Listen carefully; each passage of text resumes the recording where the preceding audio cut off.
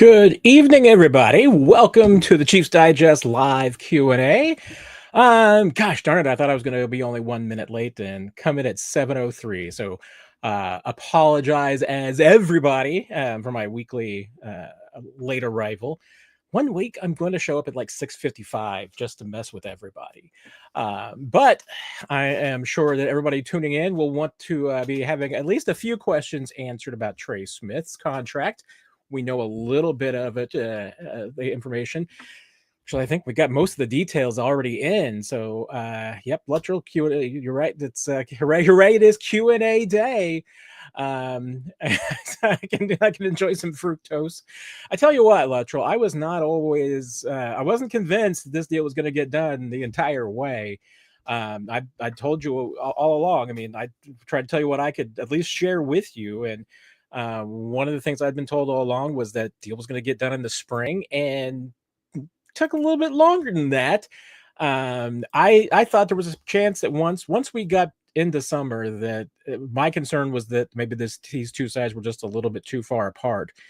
And the reality is they ended up exactly where they should be. You know, when we talk about this contract and get into the numbers, I mean, if you follow the conventional wisdom that the franchise tag value sets the market for a player, Trey Smith was paid exactly what he's worth, because no matter how you slice up this deal, pretty much slice it up as far as guaranteed money goes for 2 years, 3 years, 4 years length of the contract.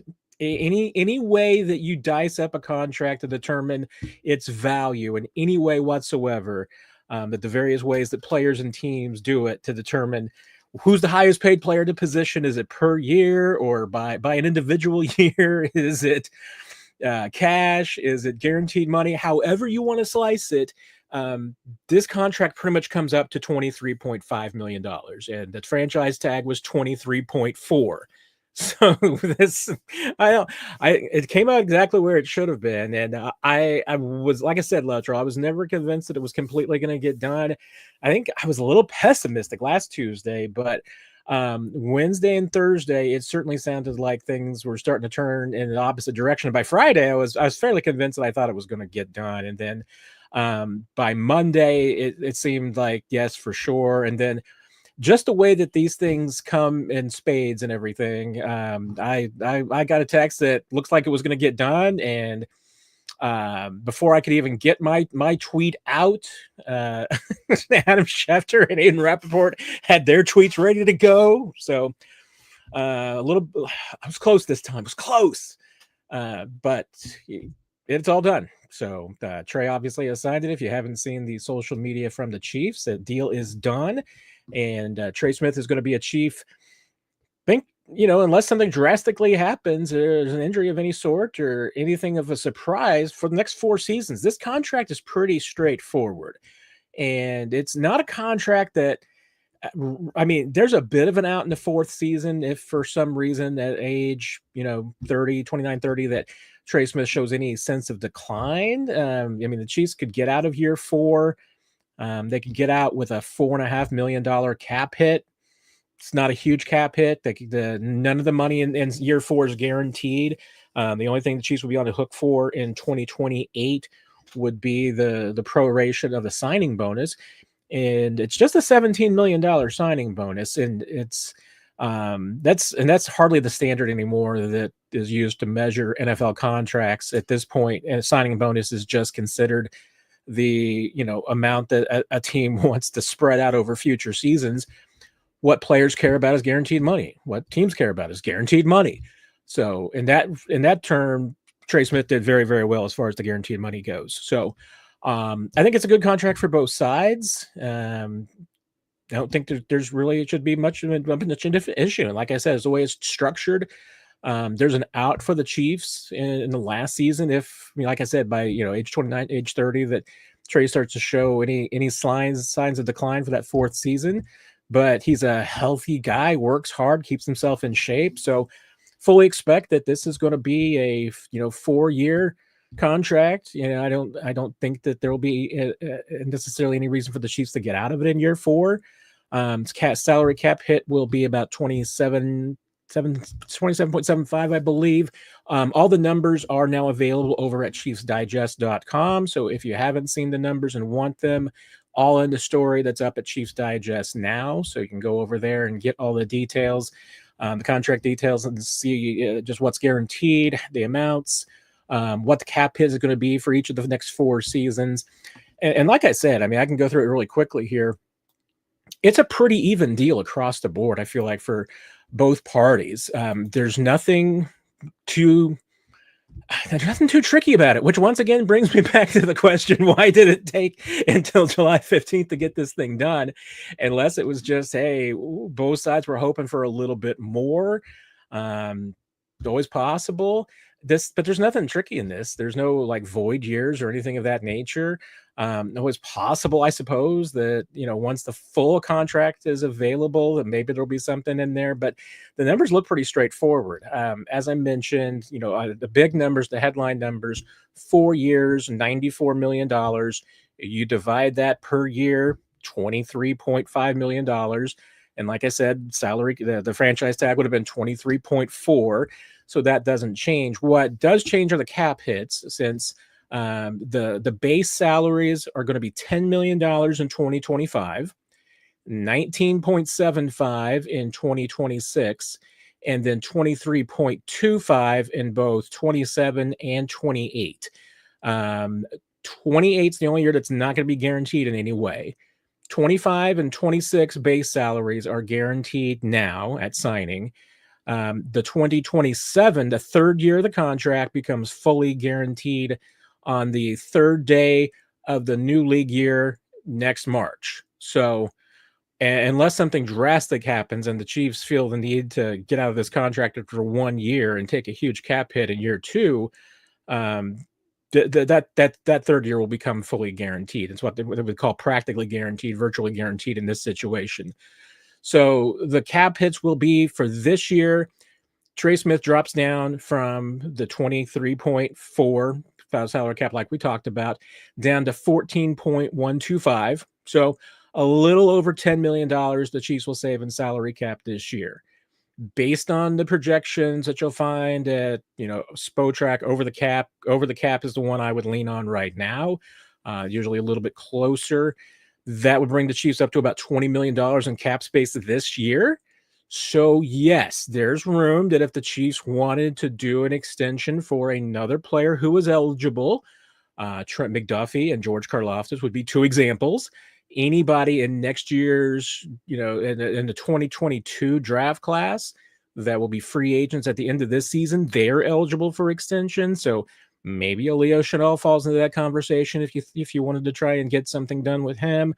A Brian Cook, any of the Fab Five that you want to extend, you could do that right now. There are a lot of guys in there that would probably want to bet on themselves and see if they can get a contract season and hit it big.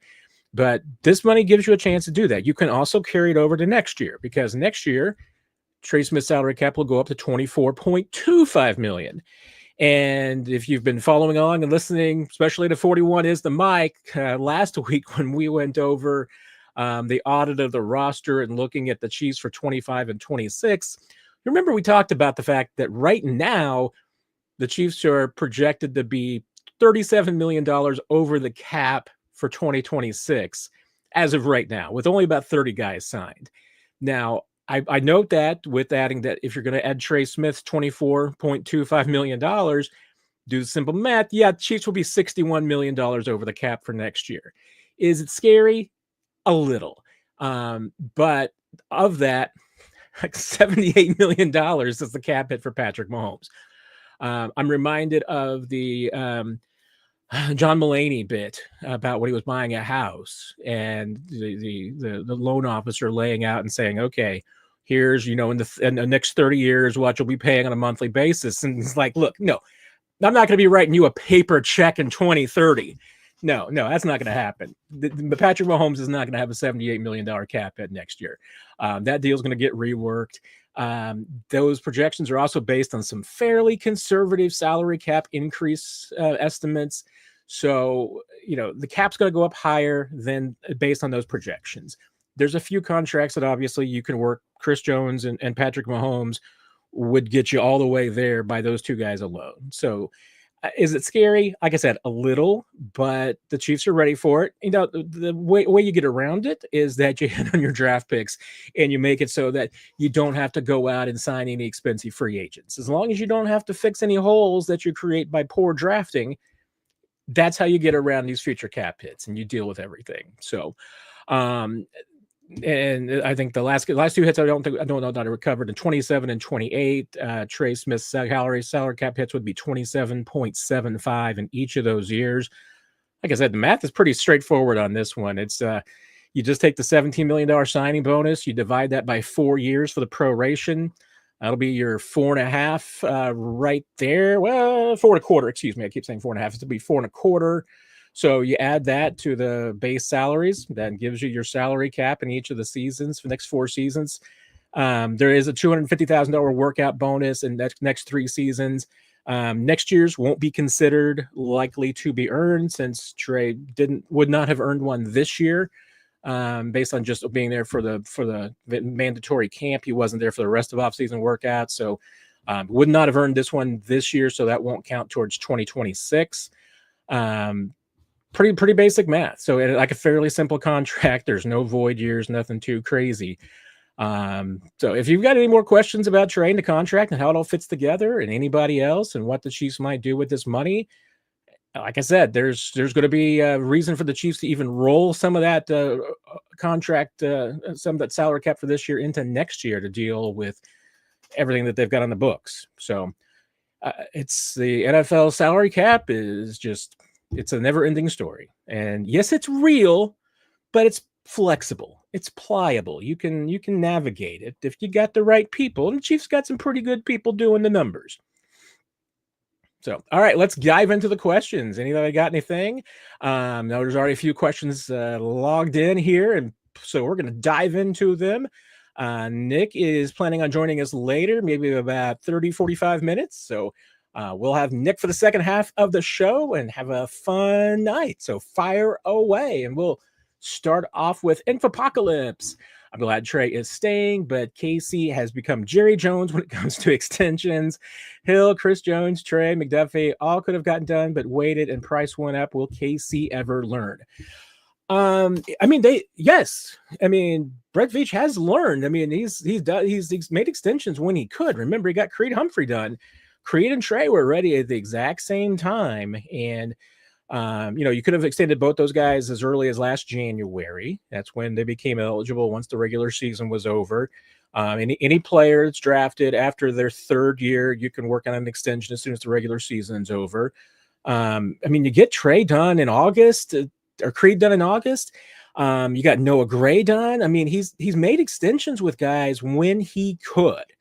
Now, what I would say with a couple of these, and I'll bring Chris Jones and Trey Smith into specifically, if the player won't sign for the number that you want to save, I mean, I don't think there's anything you can do about it.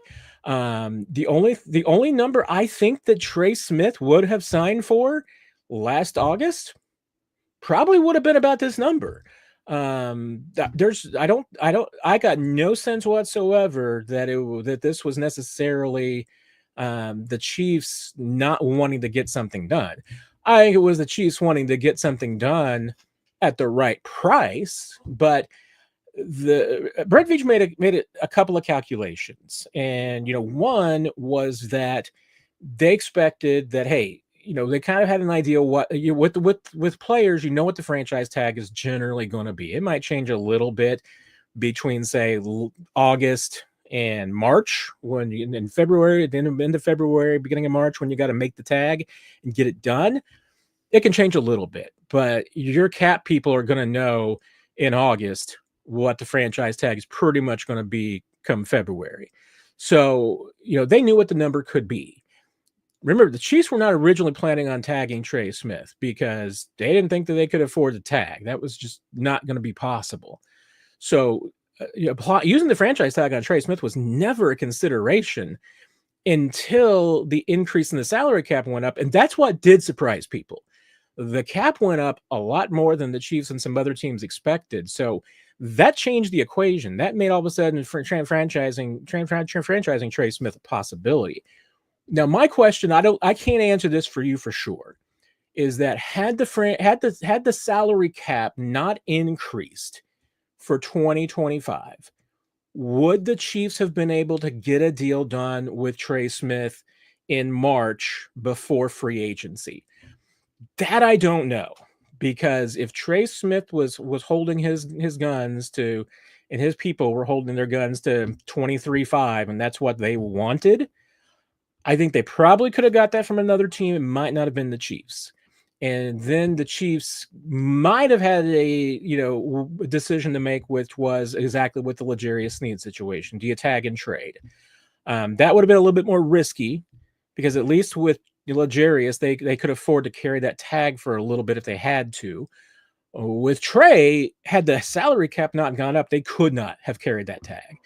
So that's what changed the equation a little bit with Trey. And with Chris Jones, and why I bring him into the Trey comparison, is that neither one of those players were willing to sign for anything saving you money. That was not in the ballpark. They were demanding, top of the line market deals. Now, remember, the Chiefs and Brett Veach, they did get a deal done with Tyreek on his first extension. And now that was under interesting circumstances, because you remember that was in the same year that he was suspended briefly, and they got that deal done right before the beginning of the season in September, like Friday before the season began.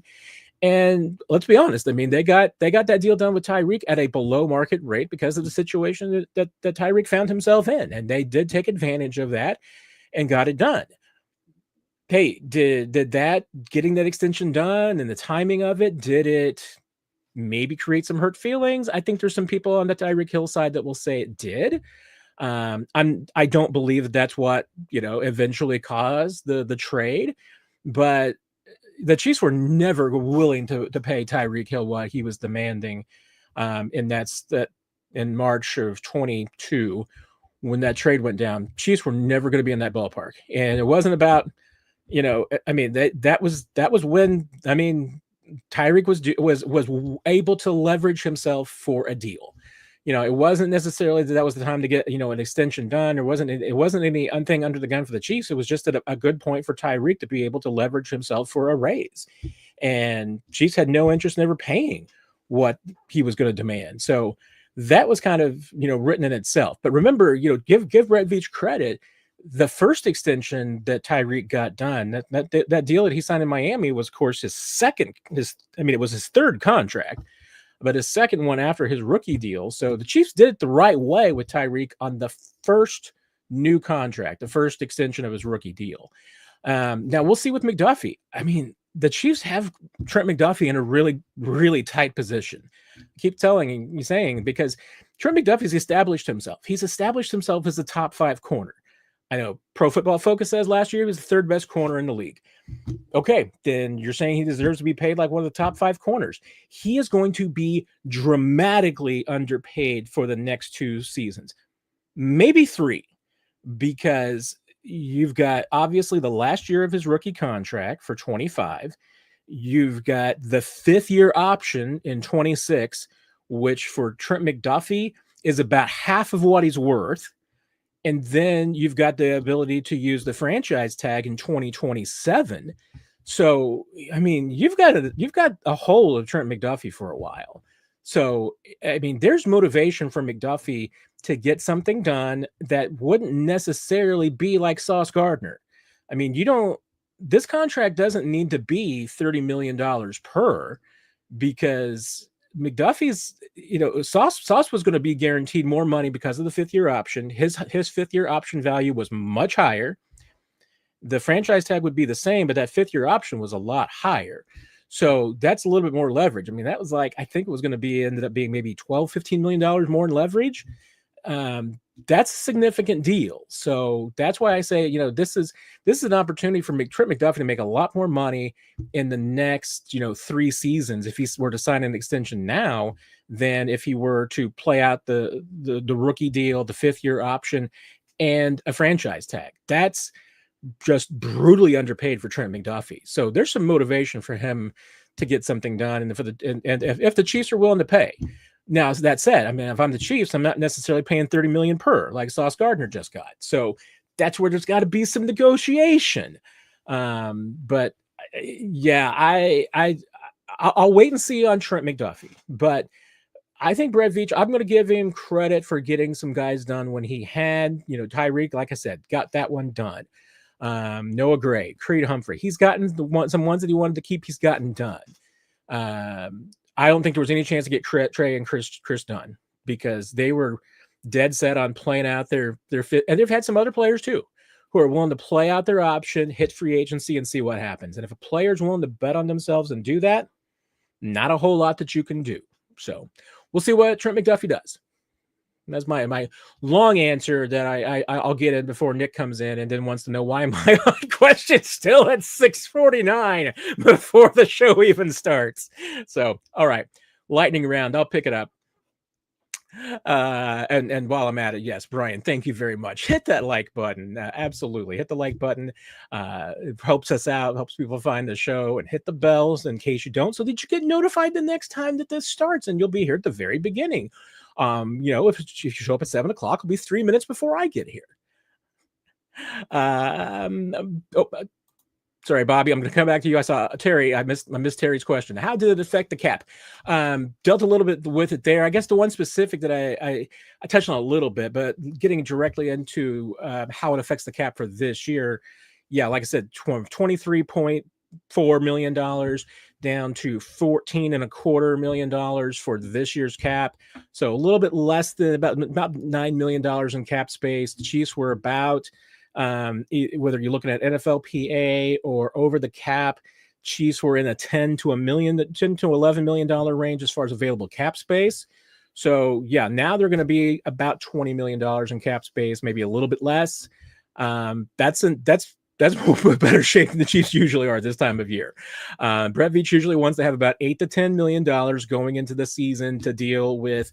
You need right now they're only counting 51 contracts. You need to be able to fit all 53. You got to accommodate a practice squad, which isn't a ton of money, but it still counts against the cap.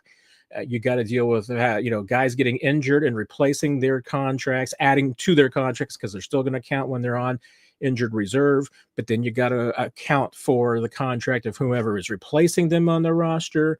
There's any number of things that come up that increase the salary cap throughout the season. So that's why you gotta have some money going into it. Like I said, Chiefs really right now, I mean, they got about twice as much money as Brett Veach would normally be like, yeah, that's how much money I need going into the season. That's why I say they've got some money to play with. So this does free some things up. Obviously, it accounts for some cap going forward, but it's a pretty straightforward, clean contract. So helps them out in the short term, which they needed. And like I said, if you've got some other dominoes you want to knock over, you want to go try and get something done with Trent McDuffie, the field is clear at this point. All right, Bobby, how does the team's current cap situation compare to going into the season last year? Good question. Trying to think if there's a resource out there that will tell me what the Chiefs had salary cap wise last year at this time.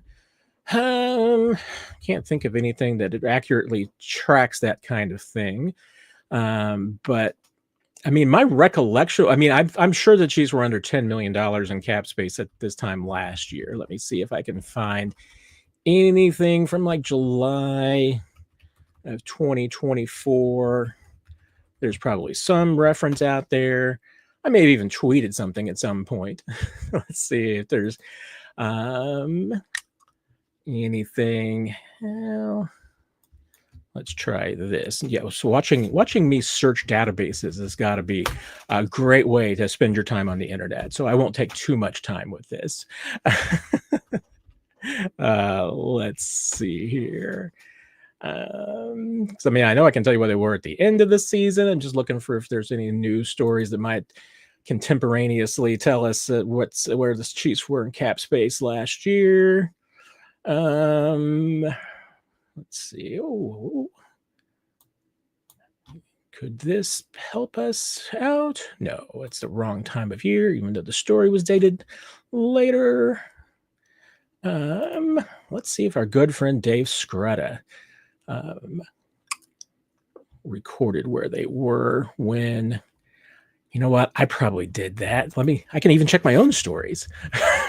Let's see here. One more search, and then we're going to be moving on.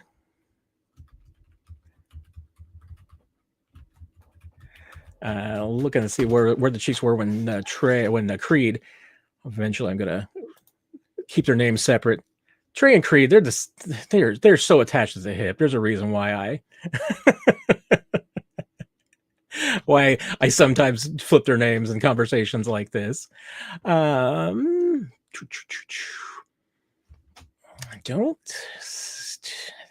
can't find at least a contemporary reference here that would tell us where the Chiefs were. There's my story. Let's see if I was a good guy and recorded that and said where the Chiefs were.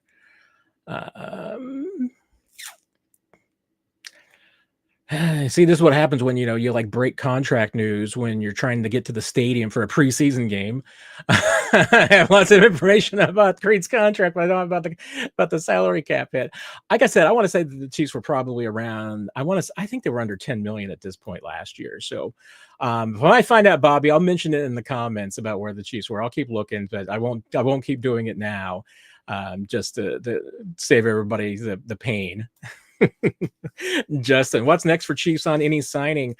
There's a couple of things to look for here. I mean, obviously, we talked about signing your own free agents, and that would, the easiest, list to look at is just who is going to be up for in the contract next year. I mean, there's a couple of players that you're not going to probably work on an extension. Hollywood Brown's on a 1-year extension. You're not adding on to that one already. That's something that the earliest you'd really get into that would be after the season. I believe, if I'm not mistaken, I don't believe you can add years onto a contract for a player that's already signed during the season. You can do that as soon as the regular season is over. So that'd be like a situation like Damian Williams. Remember, Damian Williams was on a 1-year deal. His first year in Kansas City, as soon as the regular season was over, the Chiefs offered him, signed to an extension that added years on. So you can do that with a guy like Hollywood. Charles Omenihu, probably kind of the same position. You're waiting until after the regular season. Otherwise, it's any of your 2022 draft class, that rookie class that's going to be eligible. Any of them you can sign. The other thing is that you're still looking for how you can improve this year's team. And I saw a question down below, so I will circle that one in now from Rob and kind of pair you guys together. Justin Simmons, strong safety. Let's go sign him. That's player you could look at. If we hear there's any or see any smoke there, we can start getting into Justin Simmons and what he might be worth. I will say, and I think Stumble and Mumble's also got that question. So it looks like quite a few of you are on the Justin Simmons bandwagon. He's available. He's a free agent. Let's see what happens. But that's one of the things. I don't know if for a guy like that you want to get into a bidding war. I'm not sure there is going to be a bidding war. I wouldn't go spend all that money in one place. So just because you got $20 million burning a hole in your pocket doesn't mean I'd go out and spend $8 million of that in one place. So let's see how it plays out. But that'll be the other thing. If you're not signing your own players, you're looking for affordable free agents that could help you this year. And Justin Simmons is probably one of those few. I don't think that the Chiefs have a ton of holes. I'm not sure there's anything else that they really need depth-wise. I think they're pretty set in a lot of places. If anything, they're going to have some pretty good competition for some backup spots. So I don't know if they really have to go out and spend a lot of money. Simmons could be that one player that you could convince me that might be worth it, but to me, it's at the right price because again, you don't want to spend all that money in one place because any money that you're going to pay to like a Justin Simmons is money you could be spending to keep Trent McDuffie or keep a George Karlaftis or any of these other young guys that you want to try and keep. Jesus with the super chat, and Scott, you came in right behind him, so you two are next on the feed there. And just a reminder, anybody with a super chat moves to the top of the line, especially when I see them. So I'm trying to be hyper alert tonight. Jesus, did you see Tua was picked higher, ranked by the players than Creed? Okay, I will give you my just 2 cents on the NFL top 100. This probably also applies to Pro Bowl selections as well. I could bring in my rants against the Hall of Fame selection committee and voting for NFL Coach of the Year, but those processes and selections are different and different people. So I will set my complaints about those aside for now, and just focus on the NFL top 100. If you haven't seen it before, the ballot it's a sheet of paper. I'm trying to remember if it's 20 or 25. I think it's 25 players. And as an NFL player, you're asked to, write down, your ranking of the top 25 players. Um, I mean, let's face it, no player, I shouldn't say no, almost no player will take this as seriously as most of us would. I mean, I would probably spend, if I had a vote on something like that, I'd probably spend 2 or 3 days on it. I mean, I'd be going over everything, thinking, okay, who's number one? Who's number five? Wait a minute, who should this be here? I mean, there could be a few players who take it that seriously. Most of them don't have the time, and oftentimes these things are just, I mean, I've seen them filled out in the locker room at times where it's just everybody's sitting around, look, somebody will throw out a name and somebody will go, oh yeah, I'll put that guy down here. Um, it's not taken as seriously as I think any of the fans and media would like for it to be taken. And, it's probably a little bit of, voting for your favorites. Does cream rise to the top? To a degree, sure, no problem. But if you are counting on the NFL top 100 accurately, ranking all of the players, you're going to be sadly mistaken.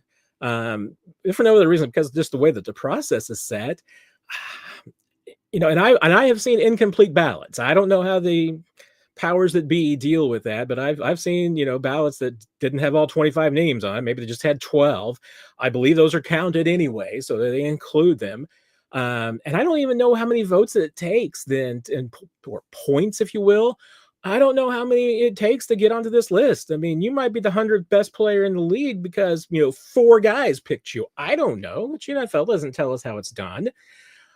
I mean, it's probably a fairly accurate reflection of maybe the top 10, top 20 players in the league. Because I'm guessing that, when it comes to the top 10 guys, there's not going to be somebody that, a player that's filling out their ballot is going to say, oh gosh, I forgot about so-and-so. I forgot to put them on my list.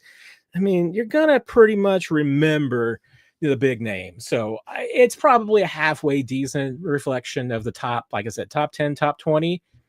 After 21, do not invest any time. Do not care. It's a trivial note at best. It's a great thing for the players to get it. I'm happy for Trent McDuffie. He deserves it. He's definitely one of the best 100 players in the league. Creed Humphrey, one of the best 100 players in the league. I have no doubt about that. But the scientific accuracy of this poll does not exist. This would not be in the world of scientific polling and surveys.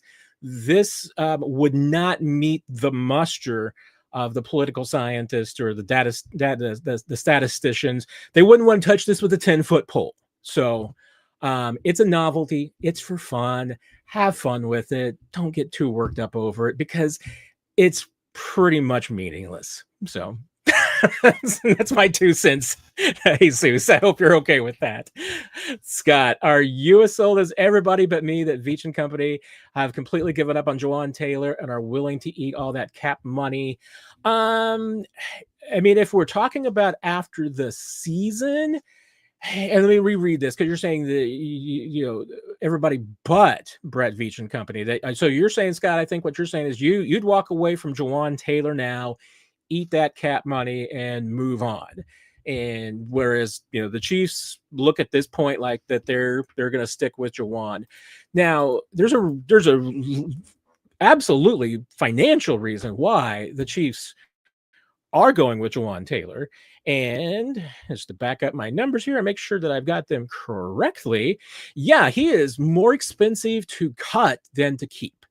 So, and significantly so, because we're talking about that $20 million in cap space that the Chiefs have.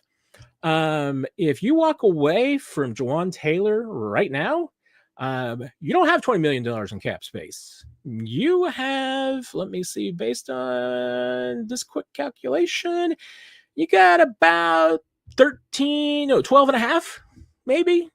13 million, somewhere in that ballpark. You're eating $7.5 million.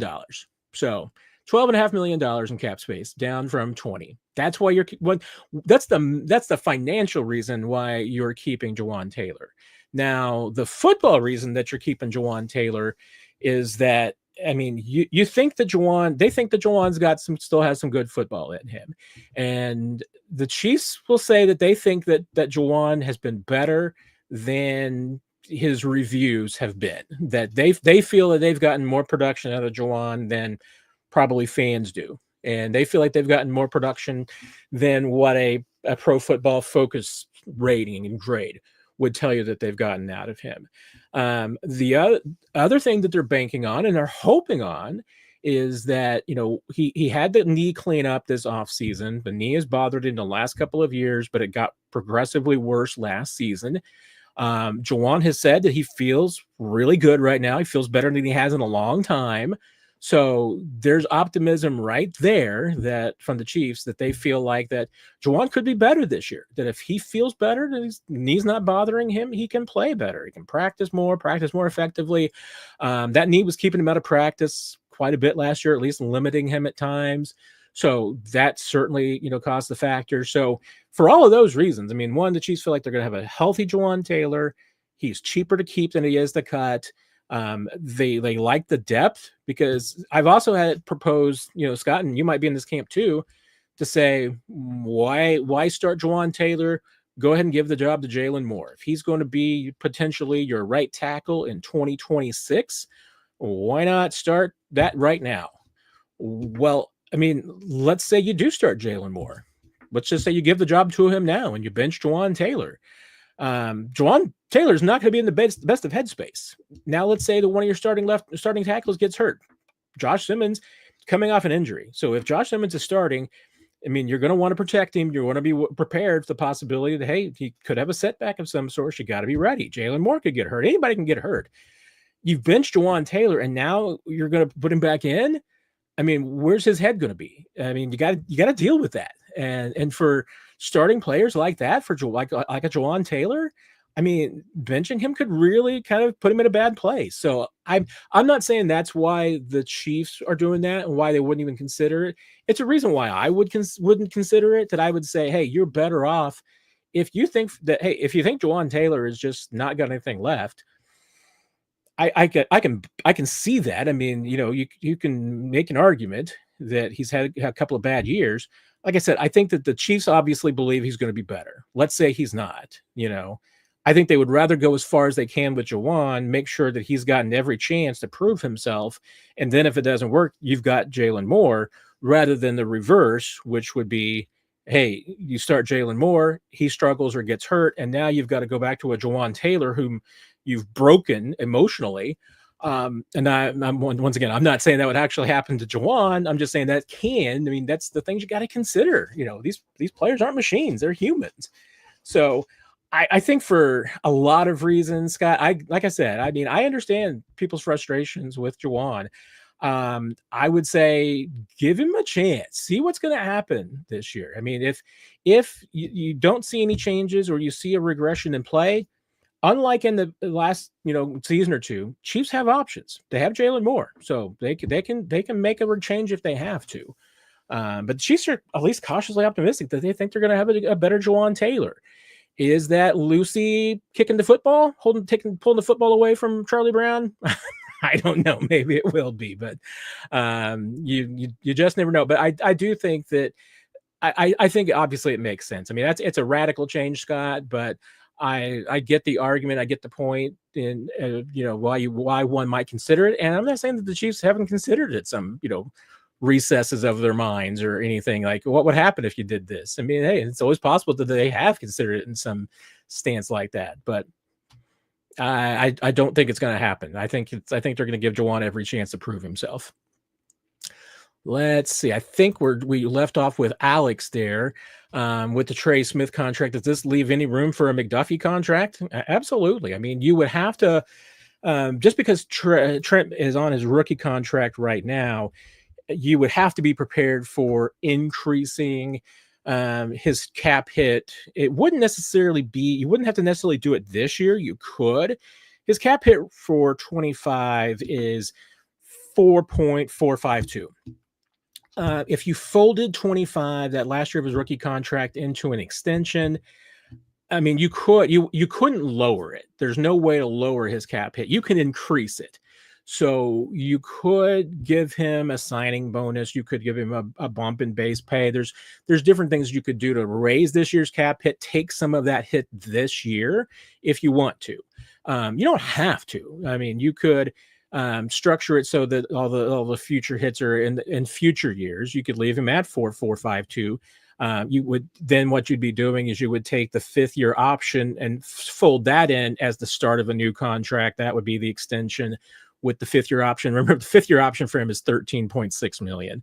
Like I said, I mean, Sauce Gardner, okay, 4 years, $30 million a year in new money is what they will tell you. So if you said that with Trent McDuffie and say he got 4 years of, $30 million in new money, that for him would mean, like, if you did it for starting with 2026, that would be 5 years, $133 million. And that's, I mean, and that's honestly a good question to ask yourselves is, normally I can do my math off the top of the head. I can't do math and talk at the same time sometimes, especially, gets a little bit bigger numbers. Some of you have probably already done the math on this one. But let me pull it up real quick.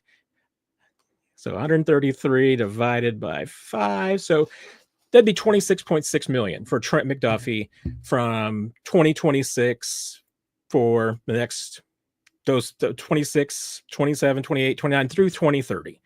So would you be okay with that? Would you be okay with Trent McDuffie at $26.6 million full per season from 2026 through 2030? I mean, that's still probably a little higher than that I'd be comfortable with. I mean, I think if you're the Chiefs, you'd love to maybe shave that down by $1 million. There's going to be the question and debate about whether you pay Trent McDuffie like an outside corner or an inside corner. We'll see how much inside he plays this year, but there will be obviously people who argue that, hey, he's a better slot corner than he is an outside corner, so maybe he should be paid like an inside corner and not as much like an outside corner like Sauce Gardner is. So that's a debate, but that's just, like I said, that's a good question to ask yourself right there is, is that, because that's what you're really talking about. If you're going to pay Trent McDuffie like the Sauce Gardner contract, and you didn't touch 25 and you just included it with 26, then Trent would go from making 13.6 in 26. He would start averaging 26.6, which is double what he's making next year. So that's why I say that, hey, Trent McDuffie's making half as much as he's worth. That's what next year's 5th year option is. So now you'd go from 1 year for 13.6 million to 5 years for 26.6. How do you feel about that? I mean, like I said, I mean, that might be if you could get that for 25 million. And so now you're maybe giving him like 112 million in new money for 4 years. That'd be, to me, a pretty good deal. So I'm not sure it's what Trent and his agents would want. I mean, I think they're going to be saying, hey, let's pay him like Sauce Gardner. How close do you have to get if you're the Chiefs to get a deal done? That's the question. But again, this money that you're freeing up with Trey with this extension, I mean, the 20 million this year, you don't have to spend it all this year. And it doesn't mean that you have to spend it on Trent McDuffie right now. You can save that. I mean, you can roll this over to 26 and help pay for next year's problems, because next year's got some problems of its own.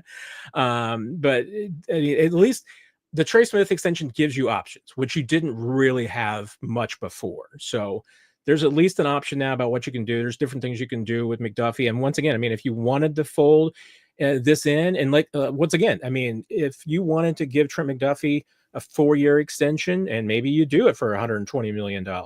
Well, yeah, it's 40 million for 120 million. It's 30 million in new money for 4 years. But remember, you're also spreading that now over 6. So math changes a little bit. So you could, in theory, raise his cap number this year, spread the cost out over 5 to 6 seasons. It gets a little tricky if you're doing like a 4-year extension. That's why I like picking it up with the 5th-year option, doing a 5-year, because you remember you can only prorate signing bonuses over 5 years.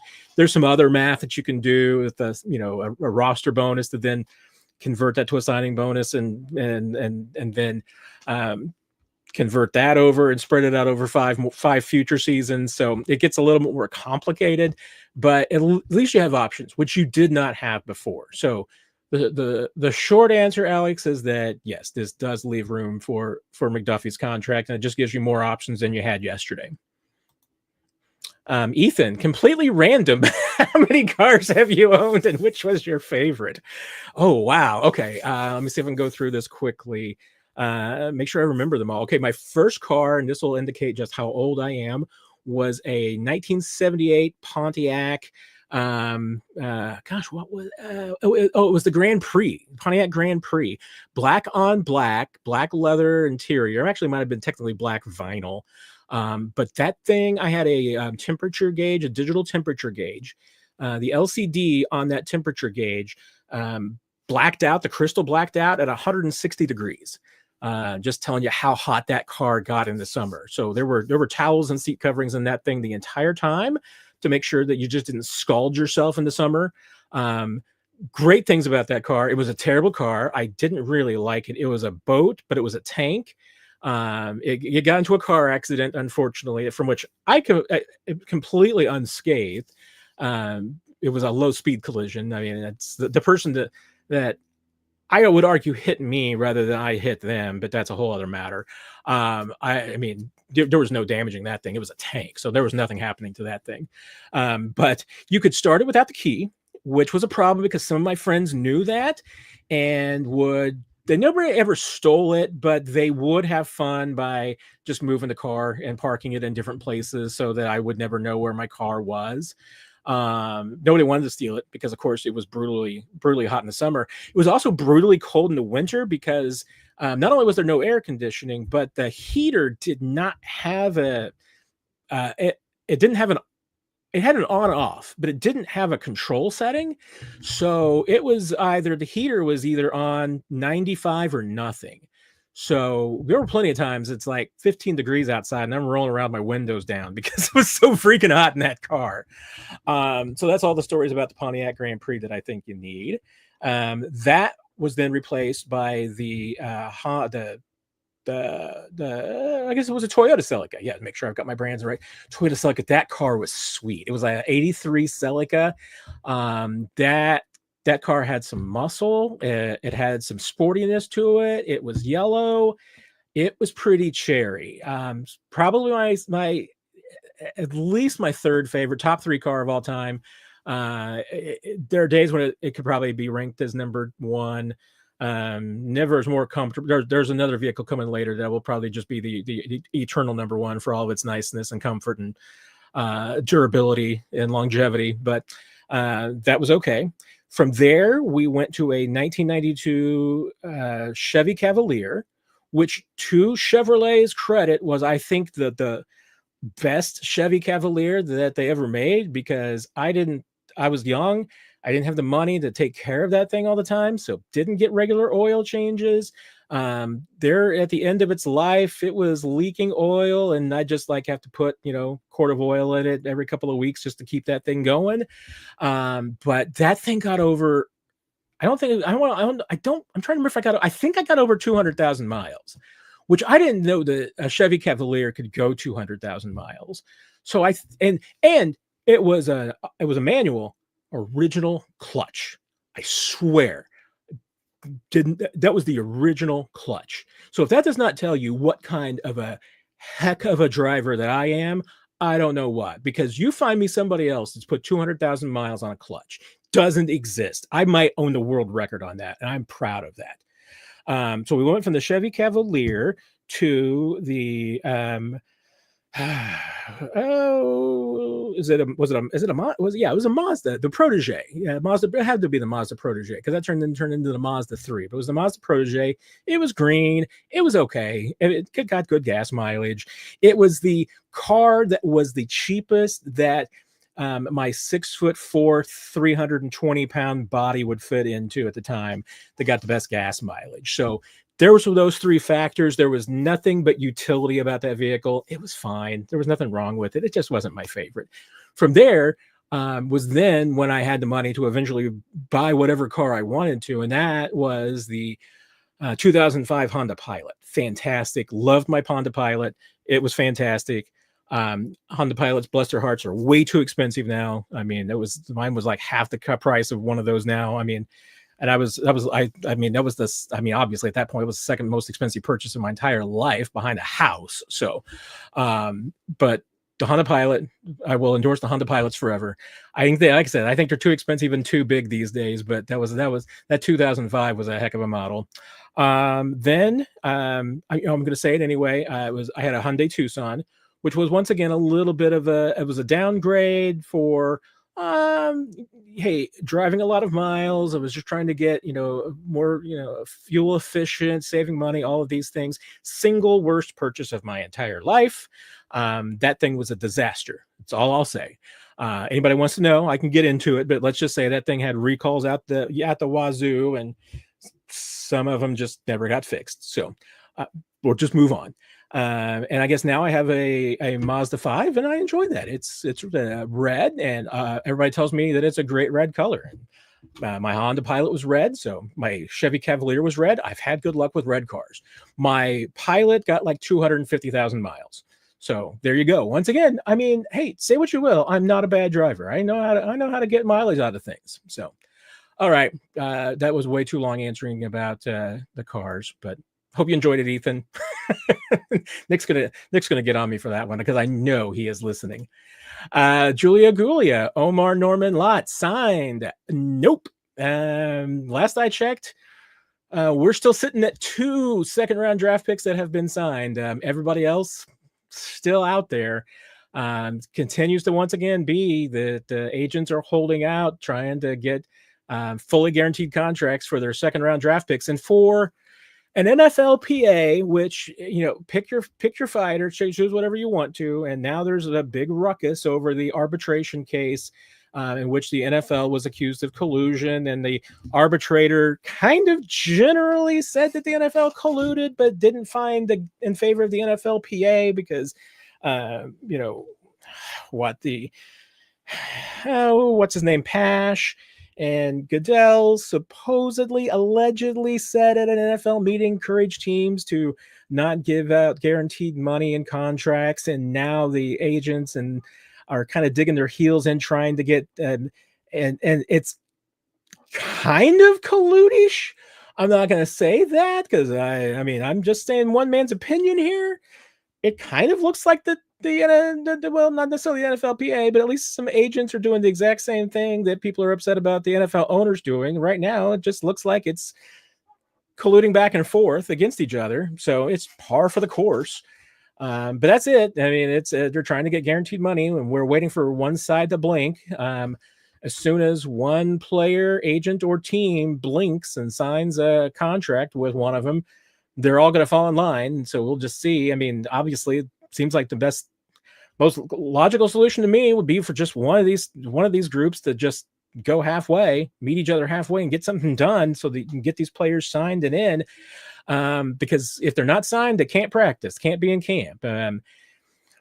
I'd have to clarify. I don't think that they can even be in camp and meetings, that kind of thing. I don't think they can even be there for that. I know they cannot practice. There's no waiver or anything like that can sign like for off-season workouts, because so Omar Norman Lott was able to work out for OTAs and for minicamp, but won't be the case for training camp.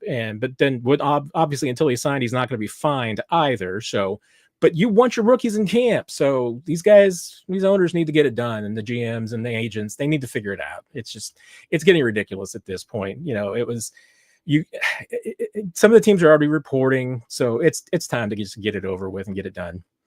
So, Stumble and mumble. It's probably what I'm doing right now. Timing wise, does this 4-year deal mean that this contract would end at the time Simmons, if he works out his hope, would be eligible for an extension? Actually, let's see, because well, Simmons would be eligible for an extension after the 27 season. So in 28, he would be eligible for an extension. 28's the last year of Trey's deal, but Simmons would still have the last year of his rookie contract for 28 and then a 5th-year option for 29. So technically, Simmons with the 5th-year option would run 1 year longer than Trey's contract would be. So that's why I think I was talking to Ryan Tracy about this earlier today. If you're the Chiefs, if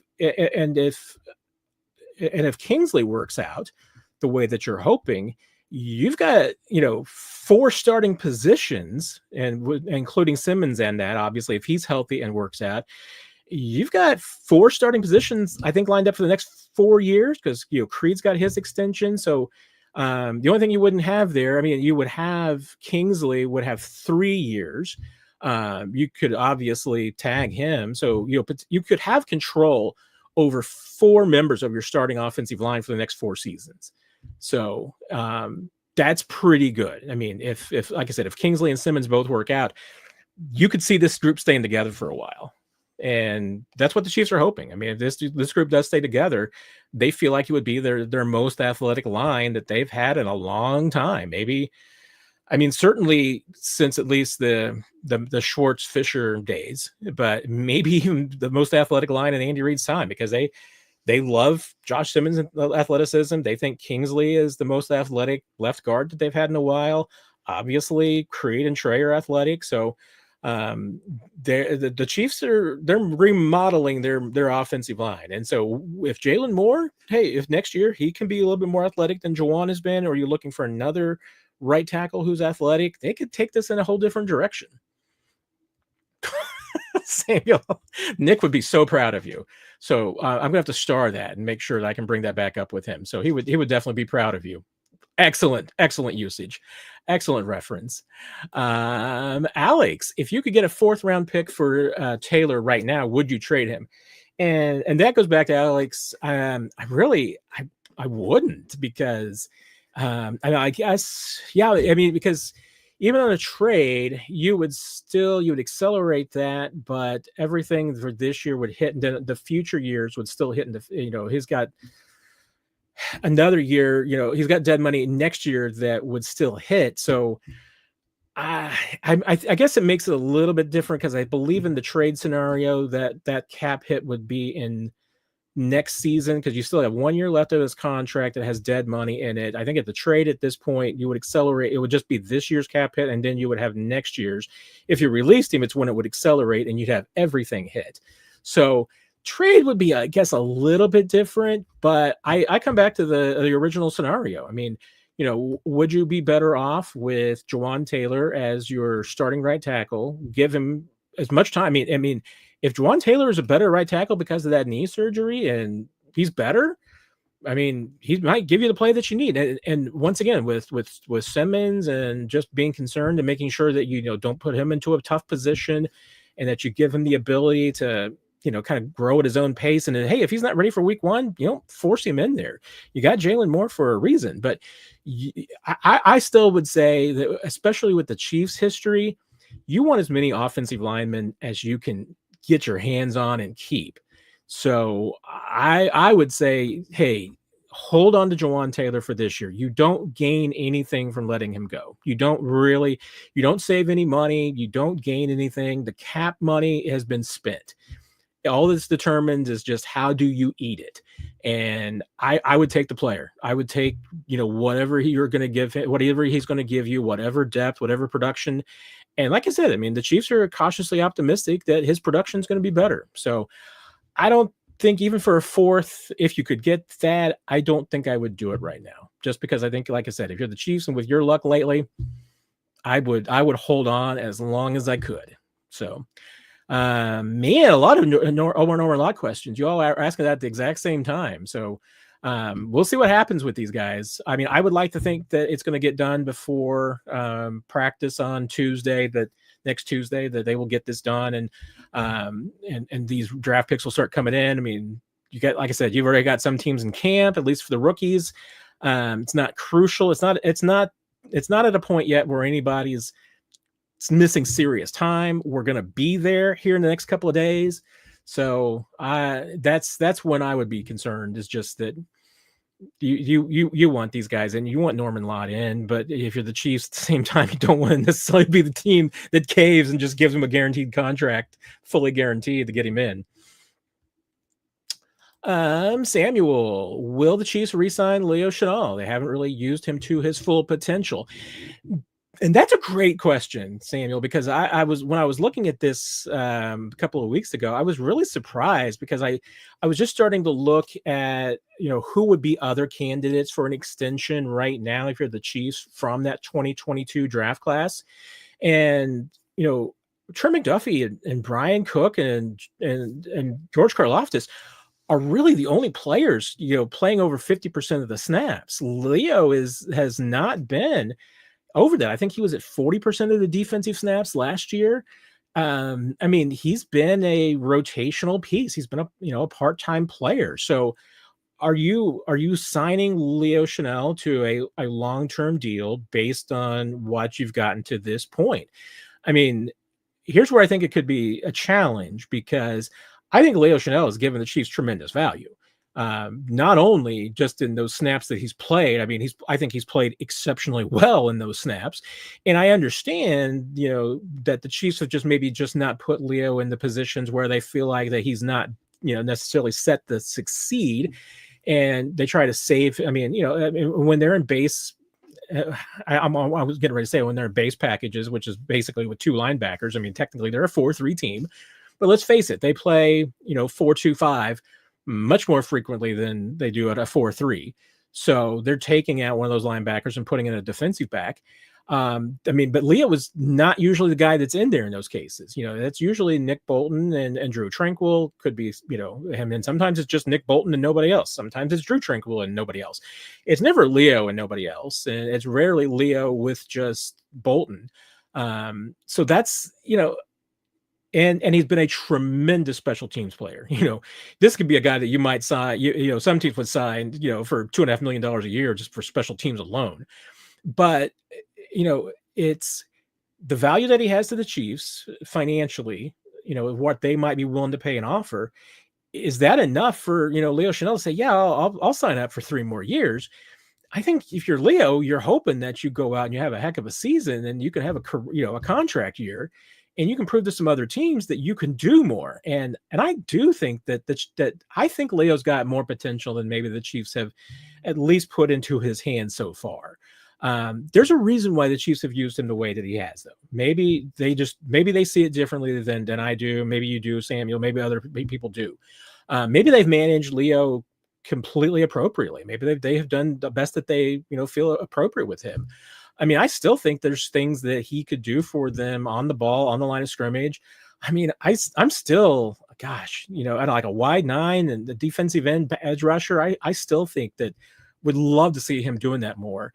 And he's prepared and he's trained to do that. And he's got the strength to do it. So there's some things I just haven't been really understood why they haven't used Leo in some more situations. But then again, it's worked for them. I mean, I'm not the one to argue with Steve Spagnuolo and Brendan Daly, because those two dudes have more Super Bowl rings between them than just about any two people in the world. I mean, you'd have to get Belichick and Brady together before you get 2 other people that have more Super Bowl rings than those guys do to combine. So they know what they're doing. But it does seem like that, you feel like that Leo should be playing more and absolutely would on another team. So maybe that's in Leo's best interest. Maybe Leo wants to play out his contract, see what happens, test free agency.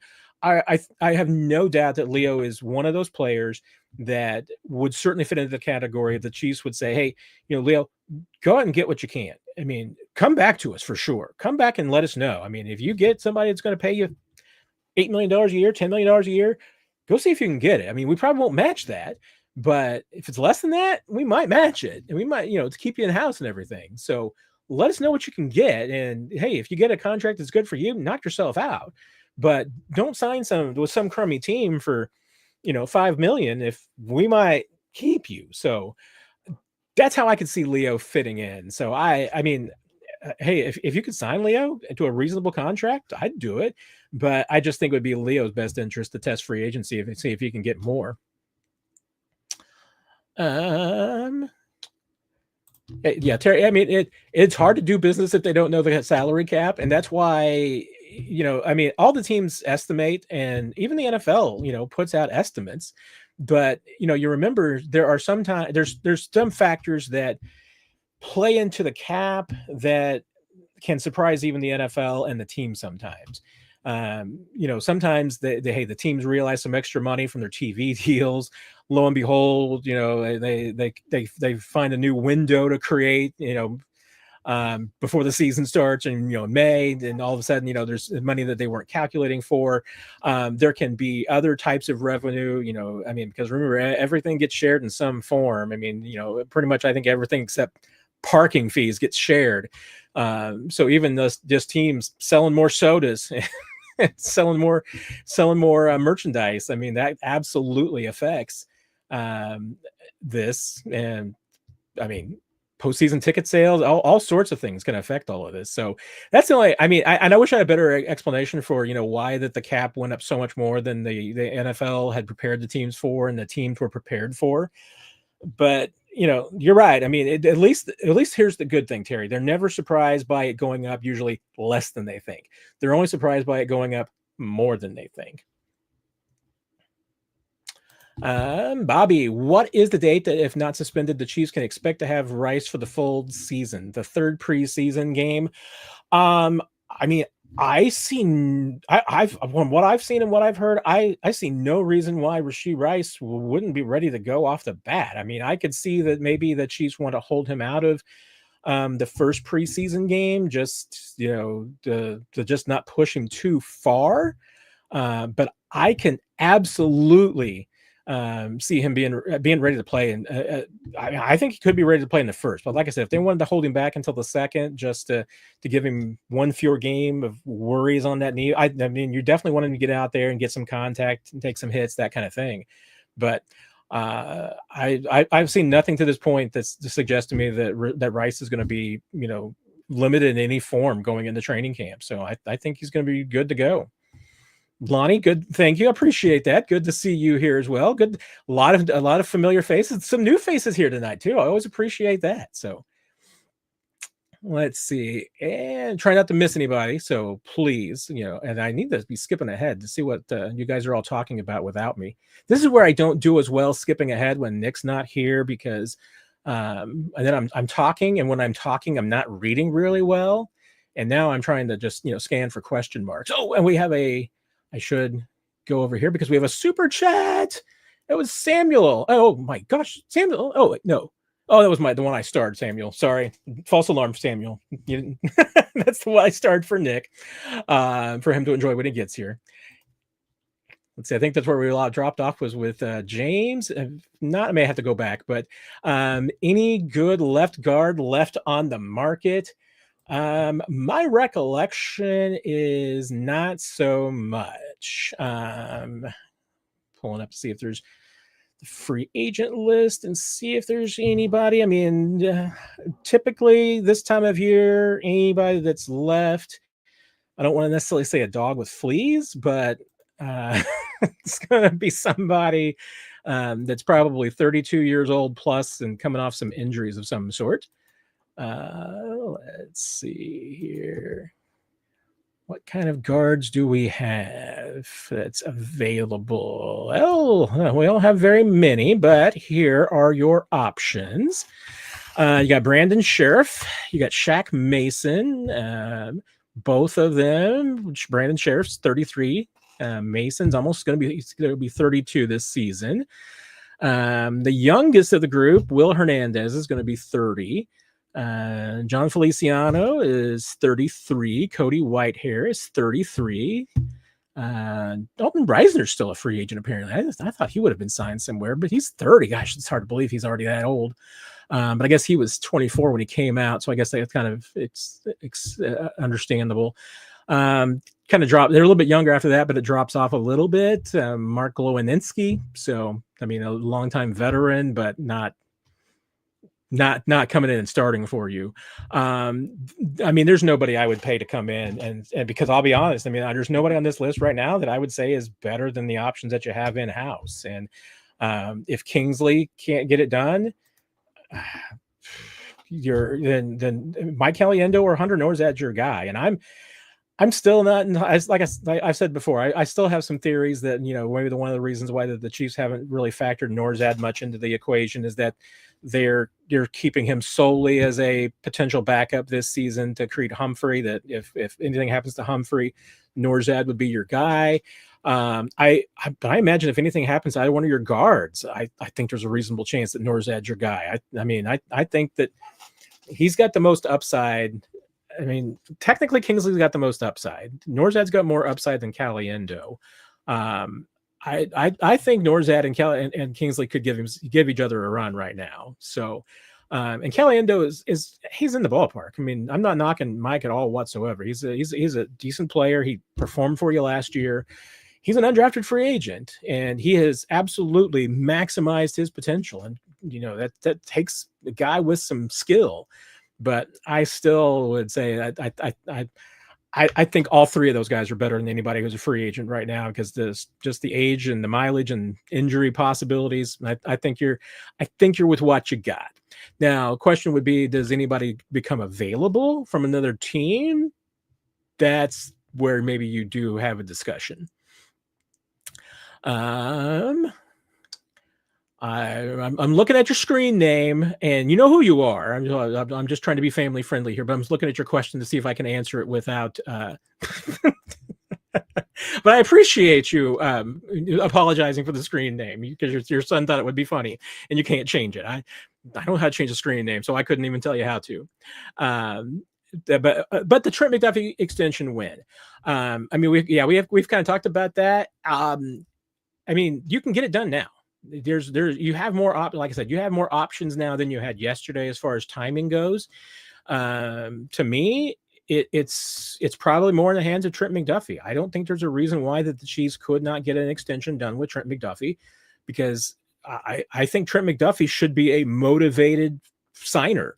Like I said, he is absolutely going to be criminally underpaid for 2 years, and with the potential franchise tag, only reasonably paid for a third year. And now, if you're the Chiefs, I mean, you could keep Trent McDuffie for 6 years, never give him a contract extension, and then just assume that after 6 years, it's time to move on. I mean, that's one way to do business. I mean, and it doesn't necessarily you can't do it. And maybe that should be the way for the Chiefs to go ahead and do it, because, like I said, I mean, he's going to be just criminally underpaid for 2025. He's going to be criminally underpaid, not as badly, but still paid half as what he's worth in 2026. You can franchise tag him in 2027, and he's going to be paid probably 80 to 90% of what he's worth. And then, okay, you're 6 years in.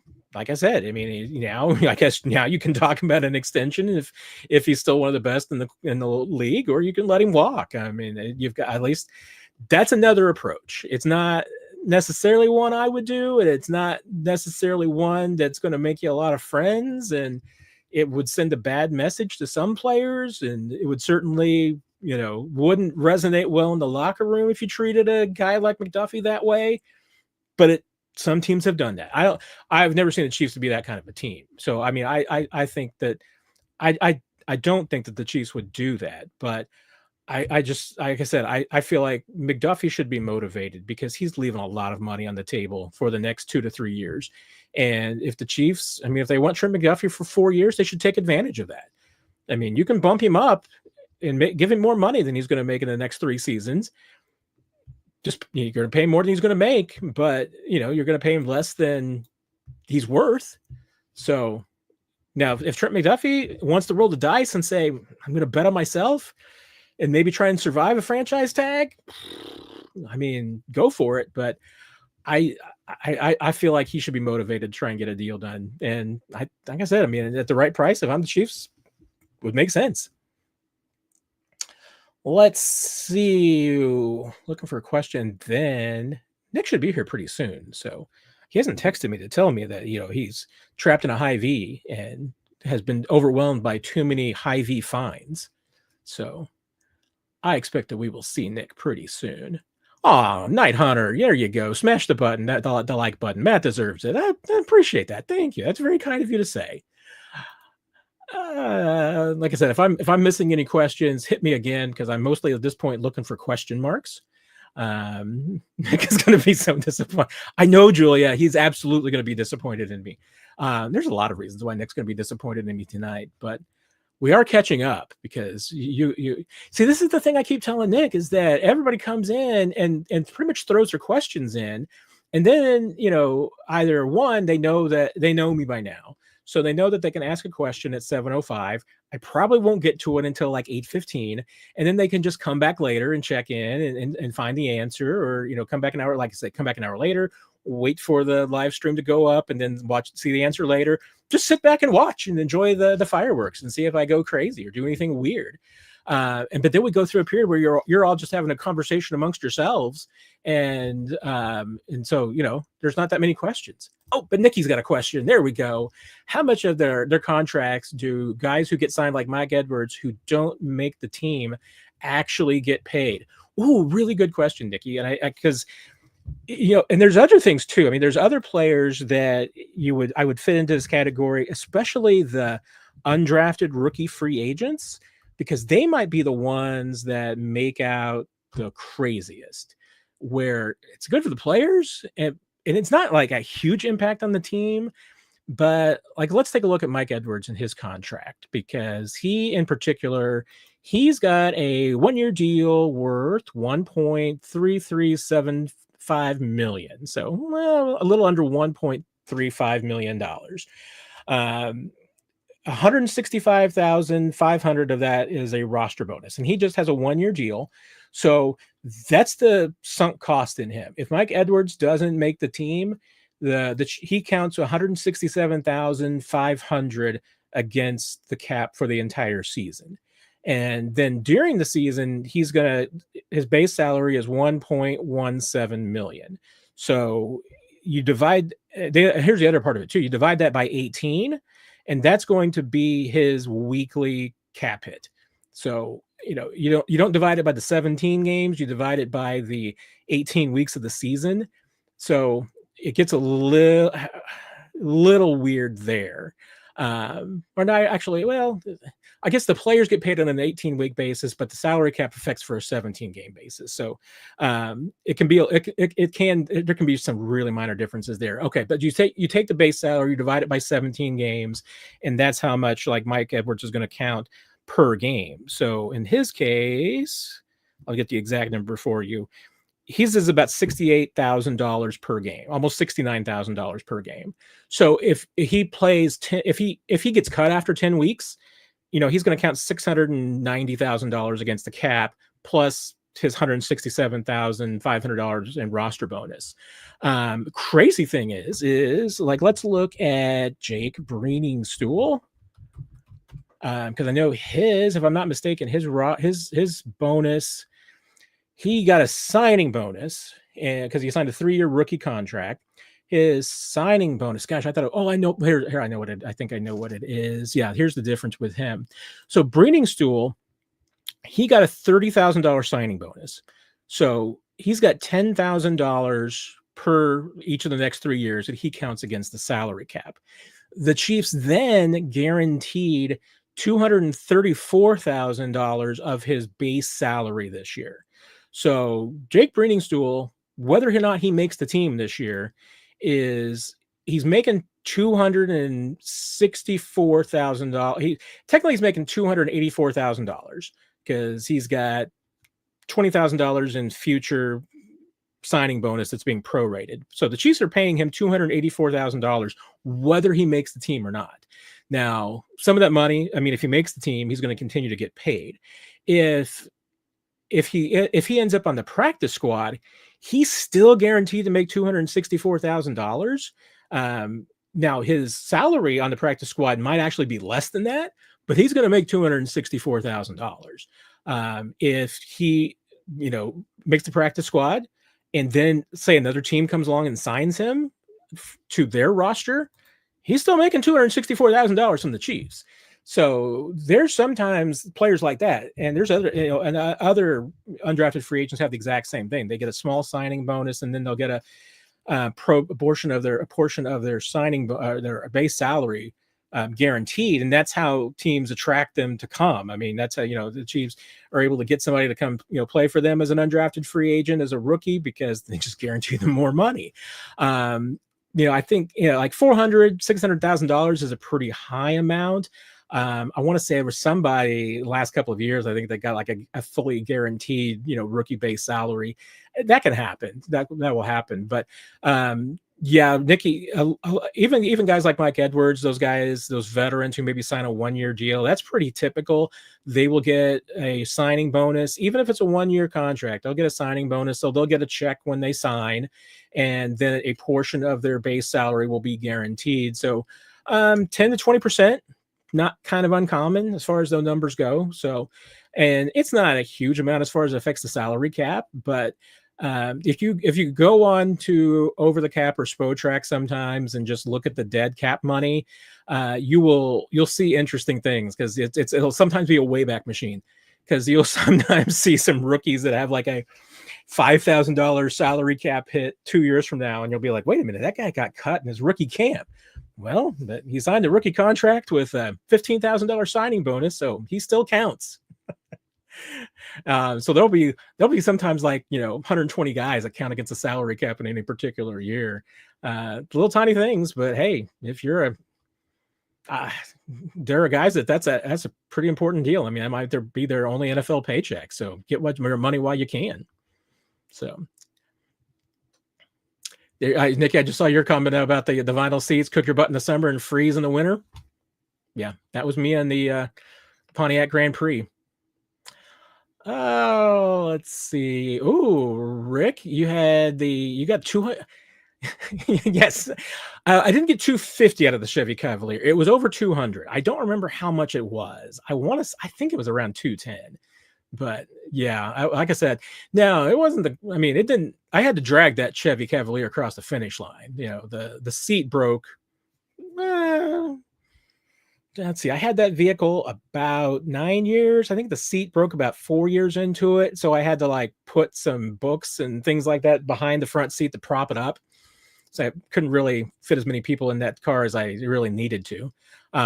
It was a Chevy Cavalier. The record, and it was a 2-door, was not a 4-door. Believe the record for number of people in that vehicle was like 7. So yeah, it probably wasn't strictly legal, but you know what? 1993, people didn't follow rules and laws as much as they do now.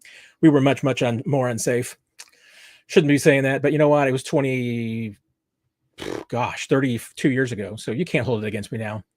Statute of limitations has run out. Nikki, the 95 Jeep Cherokee. There you go. Oh, Audi! A friend of mine loves Audis, Justin, and I understand it. Those things handle extremely well. Robert, does a signing bonus count against the cap? Example, give McDuffie a $25 million signing bonus to reduce the cap hit next year. It does, Robert, and that's where it gets really tricky for guys like McDuffie who are on the rookie deal still, and for him even have like the 5th-year option, because there's a couple of things that you can do with that. Like McDuffie, you could give him a $25 million signing bonus, and say, if you did it right now and say it was like for a 4-year extension, he could get the check right now. But if you didn't touch this year and the 5th-year option, it wouldn't hit the salary cap until 2028 or 2027, excuse me. But if you gave him a $25 million signing bonus and you didn't touch this year, the 4th year of the rookie deal, and instead, you had it kick in with the 5th year option next year, it wouldn't change his cap hit in 25. It would change it in 26, and then it would, go over the next 5 seasons. So there's some really tricky things that you can do with signing bonuses and rookie contracts, especially, first round draft picks that have got that extra 5th year on it. So speaking of rookie contracts and a 5th year contract year enthusiast, Nick Jacobs. Hello, Matt Derrick. In the house. And all of you in Chiefs Digest land. I suppose I should ask first off, do we have any Hy-Vee finds tonight? Yeah, I gotta send you one, and I still got some in reserve from Sweet. previous. This one we've kind of talked about. I gotta email it to myself. So continue on. Talk amongst yourselves. Talk amongst yourselves. I was going well, 2 things. I was going to tell you that you would be very proud of Samuel, because he noted that Bart Simpson is shocked about how much Trey Smith got paid. Yeah, Bart's not shocked about that.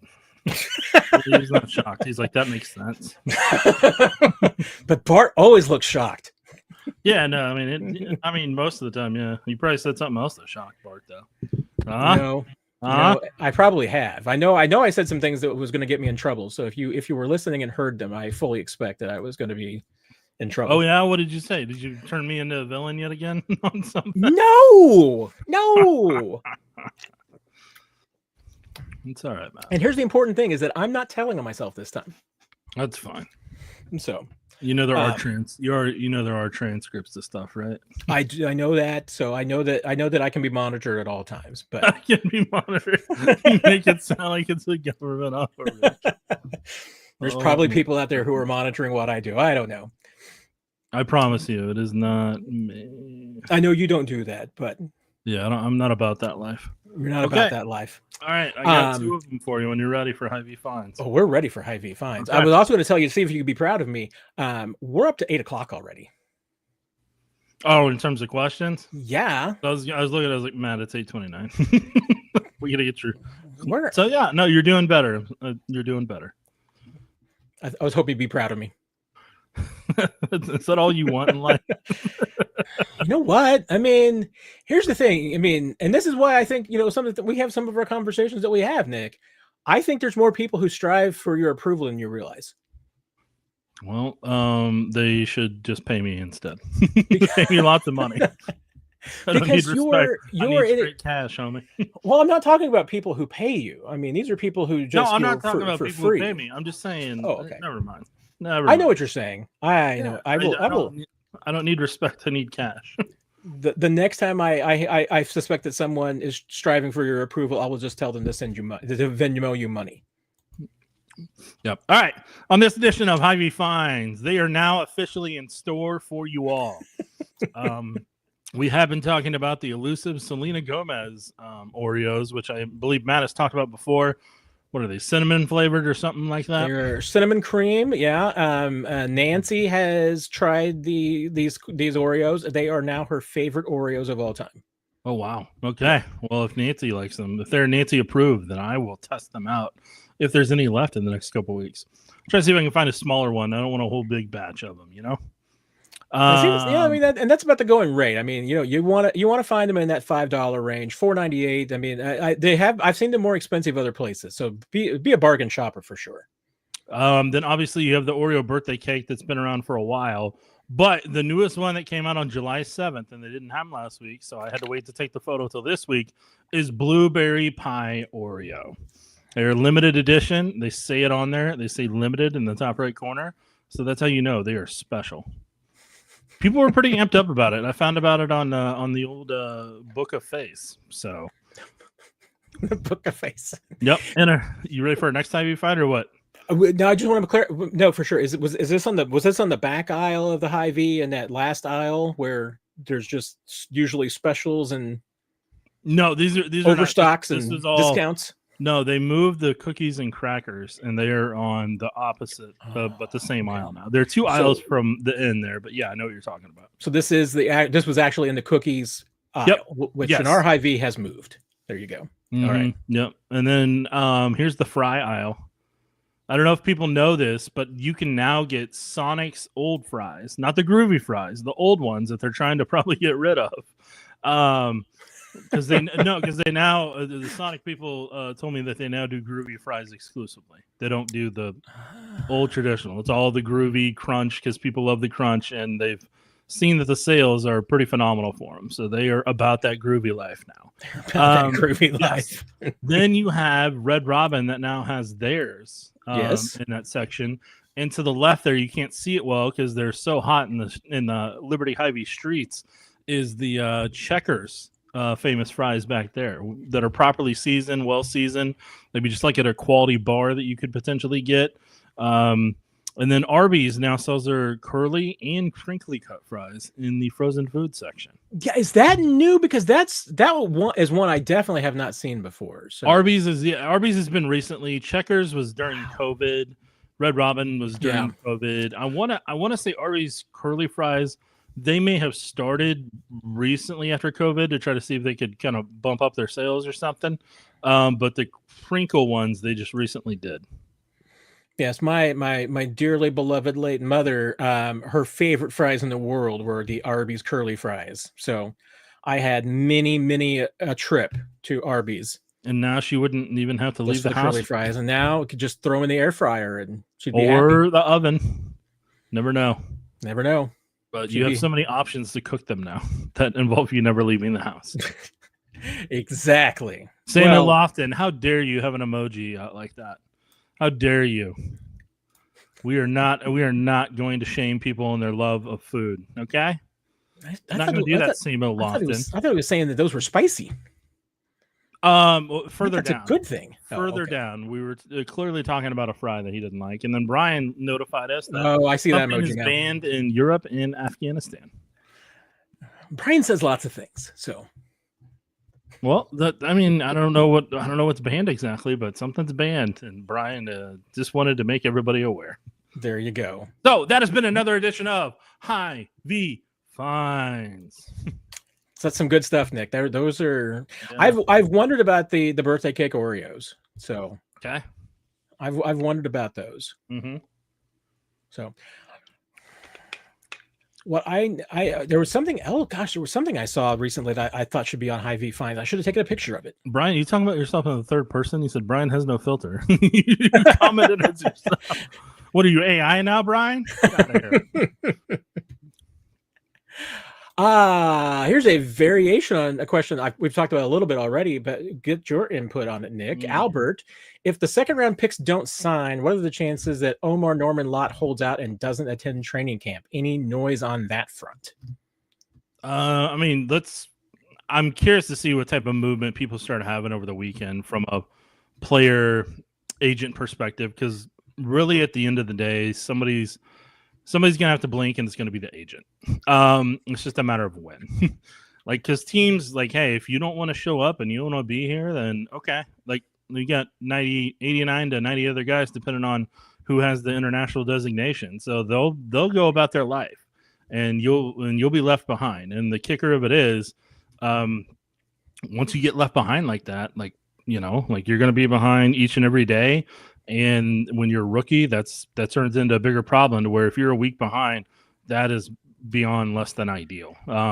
Guys who have been rookies over the years that have held out, even those first rounds back in the day before the slotting process for draft picks, like, you saw struggles for them early on for each week that they missed. And that's without two-a-days. That was when there was two-a-days.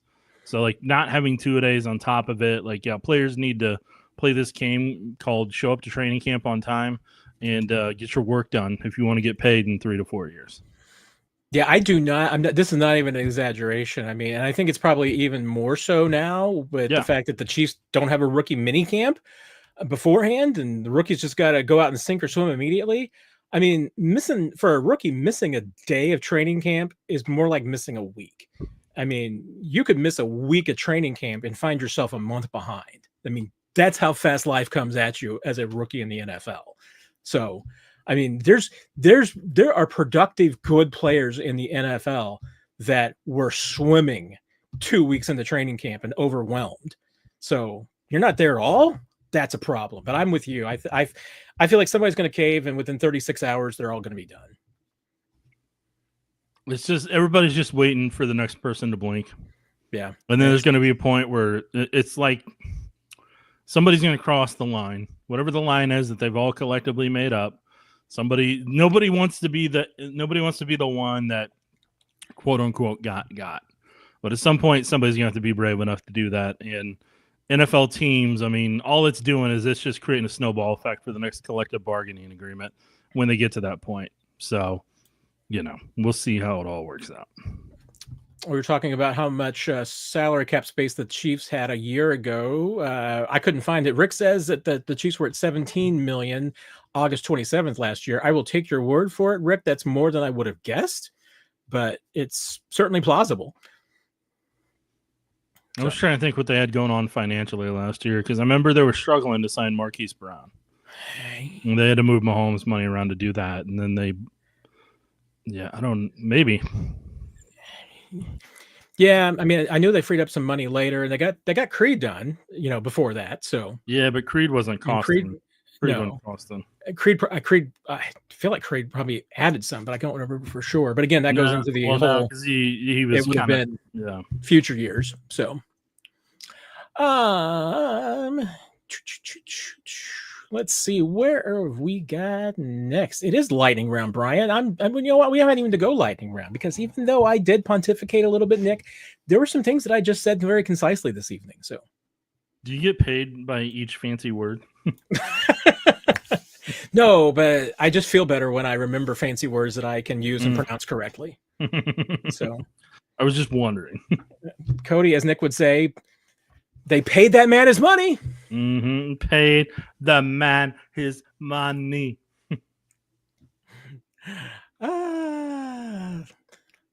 Let's see. Now I want to watch Rounders purely because of that. You see, here was Brian asking where your cheerful face was, and here it is. Surprise!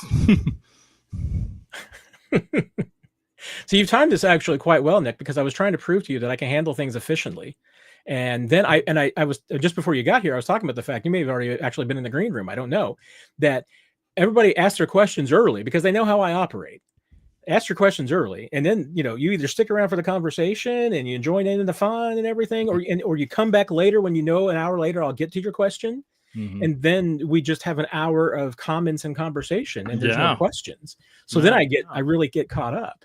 Look at you. I mean, right now, I'm just flying through here, and like we're almost caught up, Nick. So, how about that, Matt? We should ask you this question now, because maybe you shouldn't. I shared mine because I was asked. I think it was Ethan that asked, and others have piped in. Brian talking about his first car. His first car was a '75 Mustang too. My goodness. Okay. Last he heard, it was over 400,000. What have been the cars of Nick Jacobs' lifetime that I've ridden in, or that I've driven myself? That you have owned and driven yourself. Owned. Okay, we're doing owned. I'm going to use very, unofficially, because maybe your parents owned your first car, or your second car, or your fourth car. First one, yes. So that was a Ford F-150 6-seater. I'm going to guess that all of yours were Ford F-150s. So that was the first one. That was my technically it was my dad's truck that he gave to me whenever I turned 16, and it was in 1989, 1990. So and this is early 2000s when I'm driving it. So he handed it down to me so he could get his new diesel Ford truck that was made with a German engine that is still insanely valuable now. Very rare trucks. So there's that. Then before I went away to college, upgraded to a Dodge Intrepid because it's one of the few things that could fit a person of my size. So we had that. And then once that thing, I literally drove it to the dealership out at Zeck Ford back in December 2012. And it was the vehicle shaking. That's how I knew I maxed out the mileage on that thing. And they're like, yeah, you probably good that you got here and did that. So then I got a used Ford F-150 then, and I'm still driving that now. And I've been spotting other Ford F-150. He says my truck now has 225,000 miles on it. So I'm probably not going to drive it up to St. Joe much, if at all. But I mean, I keep it well maintained, and that's another thing that my dad always did a great job at, and kind of taught me is how to keep it well maintained, especially properly getting engine oil changed. And if Ford, they recommend certain types of flushes for radiator or for coolant, and so on. So I mean, I try to be mindful of that type of stuff and transfer case and stuff like that in case I need to do that. But yeah, no, I this one, knock on wood, has done a really great job. That is something that I think that I would absolutely. If And somebody, Samuel, I get my oil change every 4,000, normally over 4,000 miles. oh yeah, So, I mean that's what I'm saying is that if I were asked to, if we were like doing like I don't know, one of those trust exercises, or this were no know your podcast co-host, and like guess something, a fact about your podcast co-host, I would say that you are without a doubt a person who properly maintains their vehicle. I try my best, but that's been passed down generationally. Because my grandpa had Fords, my brother has a Ford, my dad has a Ford, I got a Ford. They're all trucks. That's just how it's passed down from generation to generation. But my mom had a cool car when I was a little kid growing up. And my dad actually had a Ford Bronco before the truck. But my mom had a Z28. That was cool. Ooh. Had the T-tops, so you could unlock it. Oh man, it felt cool back then. My mom had a Chevy, or it was a Chevy. Yeah, it was a Chevy. It was a Cougar, and man, that was a muscle car. That thing was big and could zoom. Yeah, don't get me wrong. Like, and whenever I was 16, there was stuff I was wanting, like a Dodge Dart or something like that. Obviously, if a Chevelle ever came my way, that would have been amazing. But that wasn't going to work out that way at 16, 17, and that's for the best. My dad and mom were wise in their wisdom, being like, yeah, you probably shouldn't do that. And insurance would be less than ideal at 16 to 25 years old, because my insurance didn't drop till I was like 25. Yeah, It may have been sooner, maybe when you're 21, but I think traditionally they want 25. I think that's the magic number. So I've kind of danced around this a little bit. We haven't gotten a specific question, but I was waiting for it, Nick. Yeah. So it's great that you're here for this, because I think we both have ideas. So how much for McDuffie now that Sauce Gardner signed earlier today? Rick, Car Digest? Yes, Rick. This is Rick. We talk about grocery stores. We talk about vehicle mobiles, as I like to call them. Because, you never know. You could be, you don't want to just say a car. You say vehicle mobile, because could be a truck, could be a Bronco, could be, maybe you're driving a combine. I don't know. But we like to acknowledge all the vehicles that can get you from point A to point B. Matt, if you want to go for it, feel free. I just need to look at I want to look at the overall guarantees of what I think it could be, because I know people kept, like, if I remember correctly, I think Sauce Gardner still got 2 years left, and then the real money kicks in. So people were trying to report $30 million per year, and it's like, well, you've still got 2 years that they're still doing, but they're tacking on the rest after that. So it's really 24. Yes. And of course, I was trying to look up his contract info, and it's hard to do that when you don't remember his actual first name. Trent, I believe. Trent. Oh, you're talking about Sauce? Are you talking about Sauce? Ahmad. Okay. Yes. Yes, his contract is under Ahmad, not Sauce. Yeah, it is at least what like Spotrac has so far. It's a little hazy, because they have it as 4 years going on to the end of rookie contract and 5th year option, and not necessarily clear how it's going to affect the next 2 years.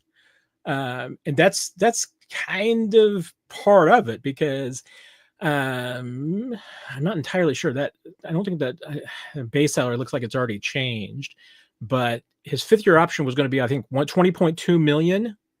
So, yeah, he had basically. It doesn't. Let's see if they actually did. They have still his old contract info in here. Yes, but I have to be logged in. I'm not logged in right now. I mean, that's on. No, that's the tricky thing, and we were actually all talking about this earlier this afternoon, because it's being promoted as 4 years, 120 million. It will be 4 years, 120 million, but he doesn't start getting that for 2 more years, and they're going to play with apparently the next 2 years as well. So you got to kind of include the money. Then so it's going to be 120 million plus. It looks like 21 million, so maybe like 141 over 6. And that's what, if you were talking about giving Trent McDuffie 4 years on the end of his contract at $30 million and keeping his base salary for the next 2 years the same, I mean, that would come out to about $26 million over the next 6 years. Mm-hmm. Would you be okay with that? I mean, when you're looking at the overall number, like Derek Stingley's on his own level right now at 30 million per year and 89 guaranteed and 48 million fully guaranteed. So he's 24 years old. JC Horn got overpaid, but he's making 25 per year. The problem you're going to have is the argument that Patrick Surtain, who I'm just going to say bluntly is a little bit better corner than Trent McDuffie is and a little bit more versatile overall, he's only getting 24 per year. So the agent's going to be trying to work at breaking Derek Stingley's deal in terms of guarantees, trying to get past that $48 million mark in fully guarantees. And Surtain is at 40, almost 41 guaranteed. So you're going to haggle on that front. You potentially may haggle on the average per year. In guarantees, you're gonna probably have to somehow be near at least 78 million. But how high can you go in total guarantees to get as close to 89 for Stingley? And do you think he's one of Trent is? I think Trent, if him and his agent want 24 million to 25 million, I think they'll be able to do it without a ton of problem. I think the Chiefs would be okay with that. It's just, I think in terms of executing when that money starts hitting and how you approach it, that's the tricky part that Matt and I talked about on the podcast 2 weeks ago, just because you really need to drop his cap hit number next year. So if you do a new deal and everything, you want it to execute and start working out into next year's deal so that you can drop that number down a little bit overall in terms of the base. But I mean, it's only 13 million. So it's another thing where like, hey, maybe you want to execute it the following year because you'll have the cap room to do that without much of a problem. So it's just a matter of whenever you can make sure he gets the respect, he's paid like a top 5 corner, but just in terms of the execution to where he gets his money, but you really need to save on next year's cap more than anything else. You would love to save on next year's cap. There's the other scenario too, which is that if you're Trent McDuffie, you're facing the potential that, I mean, the Chiefs, if they find other ways around it, because 13.6, I mean, for next year for the cap hit for the 5th-year option, I mean, it's half of what he's worth. So I'm still taking that, in a heartbeat. Yeah. I mean, you need money. I mean, if I'm Brett Veach, I'll find the money somewhere else. I mean, I'm taking that 13.6. Right. Well, then, so how does, if the Chiefs were then to, let's say, franchise tag him for 2027, that's not going to be any worse than 30 million. It might be less than that.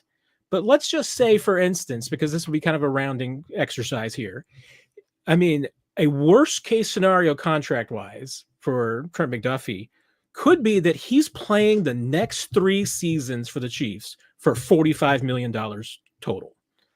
I mean, that is criminally underpaid, but it could be what he plays for if he finishes a rookie contract, he plays the 5th-year option, and the Chiefs franchise tag him for 27. I mean, they control his life for 3 more years.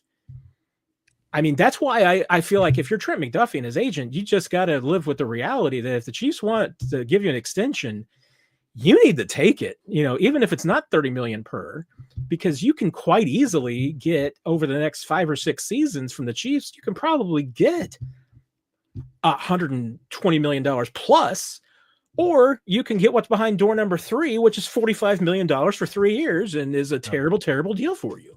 Yeah. So I don't know.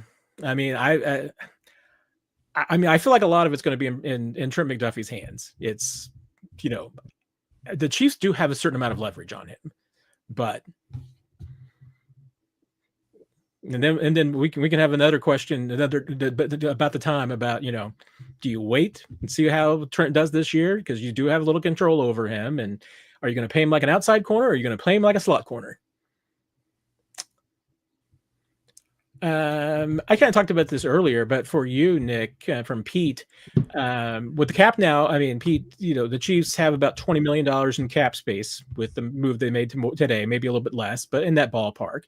Are there any moves that you make next, Nick? Right now, you wait and see how your first week of camp goes, and in all honesty, until the pads come on, you give yourself another day or two. If there's something unforeseen, and that may not make sense, but what I'm getting at is if an injury occurs, then maybe you need that money pretty quick in that spot, in a spot that you weren't anticipating needing that money. I would not be upset if they continue to explore running back and safety personally. If there's an option in either one of those spots, I would not be upset about that. If there's a pass rusher that is cheap on a prove-it deal, I wouldn't be upset about that either. That's not me saying, hey, go try to get Trey Hendrickson. No. But I do think if you can find additions at running back and safety, I think you kind of really, you really bring the room together, as they'd say on Big Lebowski. It's all about bringing the room together. Yeah, over the cap projects the Chiefs are at 20 million under with Trey's new number. Yeah, I mean, I expect at some point that whether it's legitimate or not, there will be the Justin Simmons to the Chiefs conversation popping up. I mean, I've got no reason to believe at this point that the Chiefs are considering it or have considered it. I know that there are people out there who have theorized about it. I mean, that's one of the few moves that would possibly make sense. I just don't know that I see a lot of free agents out there right now that make a ton of sense for the Chiefs, but that's because nobody's gotten hurt yet. There hasn't been any issues. Nobody's failed yet. So maybe that does change in a couple of weeks, but I don't see any necessarily obvious needs. And at the other point of it is that just because you got $20 million in cap space, well, remember when with the other side of the equation with the savings that you get from the Trey Smith deal this year is that you are now $61 million over the cap next year. So $20 million in cap space this year would help you out a lot next year if you carry it over.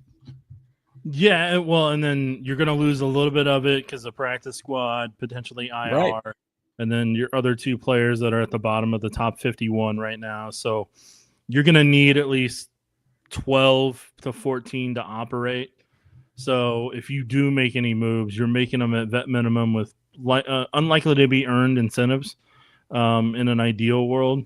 And it's primarily the big thing. I'm pulling up right now.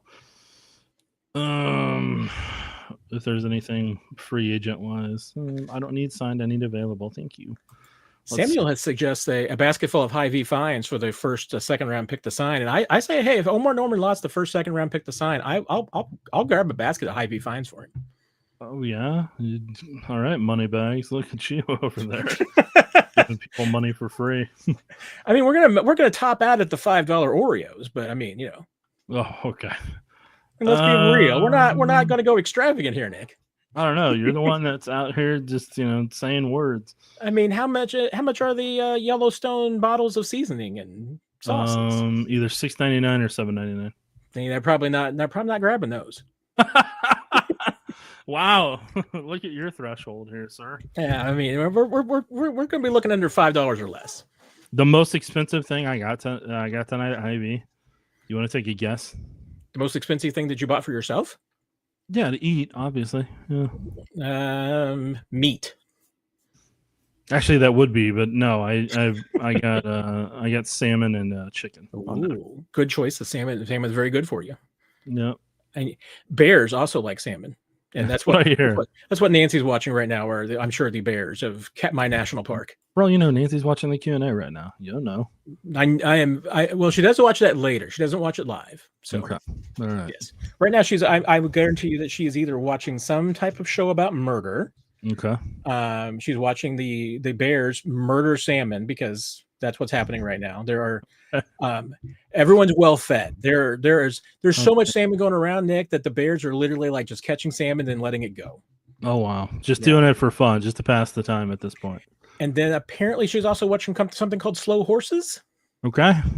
So I have personally loved the show Fast Horses myself. I don't you actually got a snort from me on that one. Oh man. Anyways. No, it was canned beets. So I can continue to keep the blood pressure down.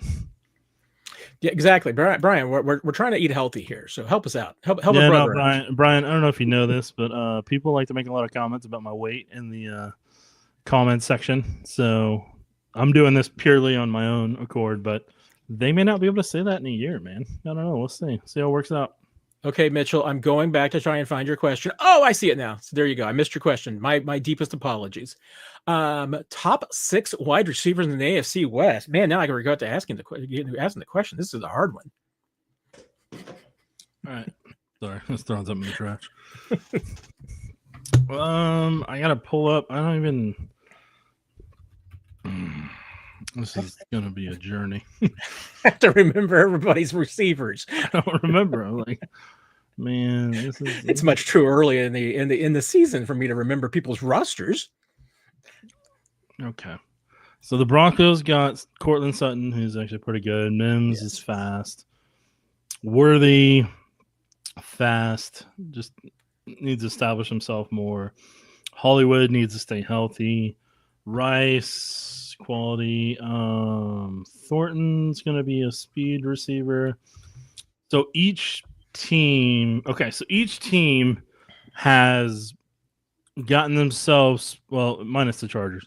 They got Darius. So each team has at least gotten themselves a speed and possession receiver. So the Broncos got Mims, the Chiefs got Worthy, the Raiders have Thornton, and actually Trey Tucker. I was going to say Trey Tucker is probably He might be fat. I don't know. Him and Thornton could have a race. It'd be interesting. Yeah. The Chargers don't in terms of their top 4, but I mean Darius Davis would be the closest. But I mean in terms of slot receiver, that's kind of a tie between Ladd McConkey and Rice. Is just going to be more polished, so Rice would be the better slot receiver on that front. Quentin Johnston's got to learn how to catch better. So that was his problem coming out of college, and that's why a lot of teams passed on him. Let's see. Jacoby Myers. Yeah. I would say honestly, Rice or Cortland Sutton's going to be going to be somewhere in your 1-2 part. They're my top 6. Yes. Ladd McConkey's going to be in there. Yes. Then I'd put Trey Tucker in there myself, but yeah, Tucker I'd have on the outside looking in right now. Just Jacoby Myers, he's a little bit more established. And then I would probably put, just because how much he's developed, if he continues on a trajectory, Worthy's going to be in the top 6. Brown, when healthy, would definitely be in the top 6, but it's a matter of staying healthy right now. I'd have him outside now for that purpose. Yes. And then I think the Raiders are really going to love what Jack Beck brings to the table, and then we'll see how quickly it takes Trey Harris to get up to speed in their offense. So hopefully that helped. If it didn't, well, too bad. Yeah, you're right. I would flip it. I would have Myers ahead of Tucker for now. Sorry, Nikki. Maybe halibut next week, but right now salmon is get those omega-3s I'm about. There you go. See if I can find something that's got omega-6s. I'm just kidding. I am also terrified that I missed some other questions, so I am. No, Sean. Brock Bowers does not count, but he is a great tight end. He is arguably the best tight end in the NFL right now. Pano had a comment preceded by 4 question marks, but I'm not. That's not a question, so. Pano. But safe to say, you were driving up his blood sugar with tonight's fines. You're not having to actually eat them. The carbs, you're not actually having to eat them. You can just admire them from afar. Alicia asked about Omar Norman Lott, and I saw that she later, was satisfied with our discussion, even though I overlooked her question. My apologies, Alicia. How dare you? How dare you? I know. I mean, well, this is how I get through apparently questions, is that I skip a bunch on accident. Way to go, Matt. And now I'm just like, I feel terrible that I probably missed some others. I know we have a couple of questions at the end. So this is the last call. So if you do have some questions, get it in now. Let's see. Did that? I think we're okay. So again, if we haven't asked your question, fire it away. And if not, you can always ask in the comments, and occasionally, almost always, Nick will answer, and occasionally I will remember to answer. Don't put that on me, man. No, I'm saying I'm just saying that you're better than I am. This is your company, sir, not mine. I'm just saying you're better than I am. I don't get paid by this company. I just show up for the heck of it. Pat Bryant, the Broncos rookie. Maybe. I can't remember everybody's names. Yes, he is with the Broncos. There you go. Answered. Oh, Brian hasn't had Dr. Pepper. In a month. I've had way too many Dr. Peppers today. I mean, I have one right here, so that's a bad sign. Whoa, and you got the Quick Trip large. There's nothing for you to see here. I hope your doctor doesn't watch this, man. Because my doctor watches ours. Mitchell, now you want the top 6 running backs in the AFC West? You're exhausting me. No, Mitchell can save that for next week. Mitchell, punt that for next week, and then we can. Gosh, Although everybody's gonna have a bunch of Chiefs training camp questions next Tuesday, and I'm not gonna be able to answer them because I'm not going to practice. Okay, I'm going to put my top 6 running backs in the comments later, Mitchell, when I have a chance to do homework on researching your question. But Matt, you gave people, you're going to ruin the chance for people to look forward to something next week. There's too much other stuff going on next week, Nick. Yeah, that's probably true. So, I mean, it's still the off season here. I mean, we're still dealing with. I mean, one of our final questions is: if you won the Powerball, what car would you buy? Yeah, I got no comment on that. I know why you're not commenting on that. Why? Why am I not commenting, Matt? Because then people would know that you won the Powerball because that's what you're riding up to work in. You're smart, man. And you don't want people to know that you won the Powerball at all, but not until you want them to know. But preferably not at all. No, they'll never know. They'll never know. I still think I would definitely know. No, you wouldn't. But I'm not going to tell anybody. You would, though. That's the problem. I've learned you would tell somebody. No, I am not that guy. The fact I just heard your octave go up that much tells me even you don't believe what you just said. I'm not that guy. I am often accused of being that guy, and I'm never that guy. I don't know what to tell you, man. I know, Samuel. I would not disappear. I promise you. I would not. No. I mean, if suddenly, I mean, I will say this, and it's the only time you can continually say this, but maybe I'll do worse coverage then. I'm just gonna say, if all of a sudden Nick is covering the Chiefs even more than before, and Chiefs Digest suddenly has ESPN level production values, you will know that Nick has won the Powerball. No, you won't. You won't. You won't. Oh, great. Now you're going to put your money into something else. You won't know because, one, I'm very gainfully employed as Matt continues his streak of trying to upset the people that pay for my health insurance. Let me put it this way. Suddenly, Nick's Twitter account will suddenly have the ESPN level production values as he greatly expands the Chiefs coverage that he does as a hobby. Why do you try to get me in trouble all the time? I am not. What I feel like I'm doing is I am just emphasizing just how much work you do on sports in your free time. I understand. I appreciate it, but like you're literally revealing if I would win, how you people would be able to tell I won the lottery, man. Well, because your draft coverage for KSHB would also suddenly look like it has ESPN production values. So, anyways, folks, I'm never winning the lottery. I'm not getting a new vehicle. I'm not getting anything new, and nothing is going to change in any way, shape, or form. But Matt is backing me into a corner. I'm not trying to. I would just disappear completely, and then that you guys can blame Matt at that point.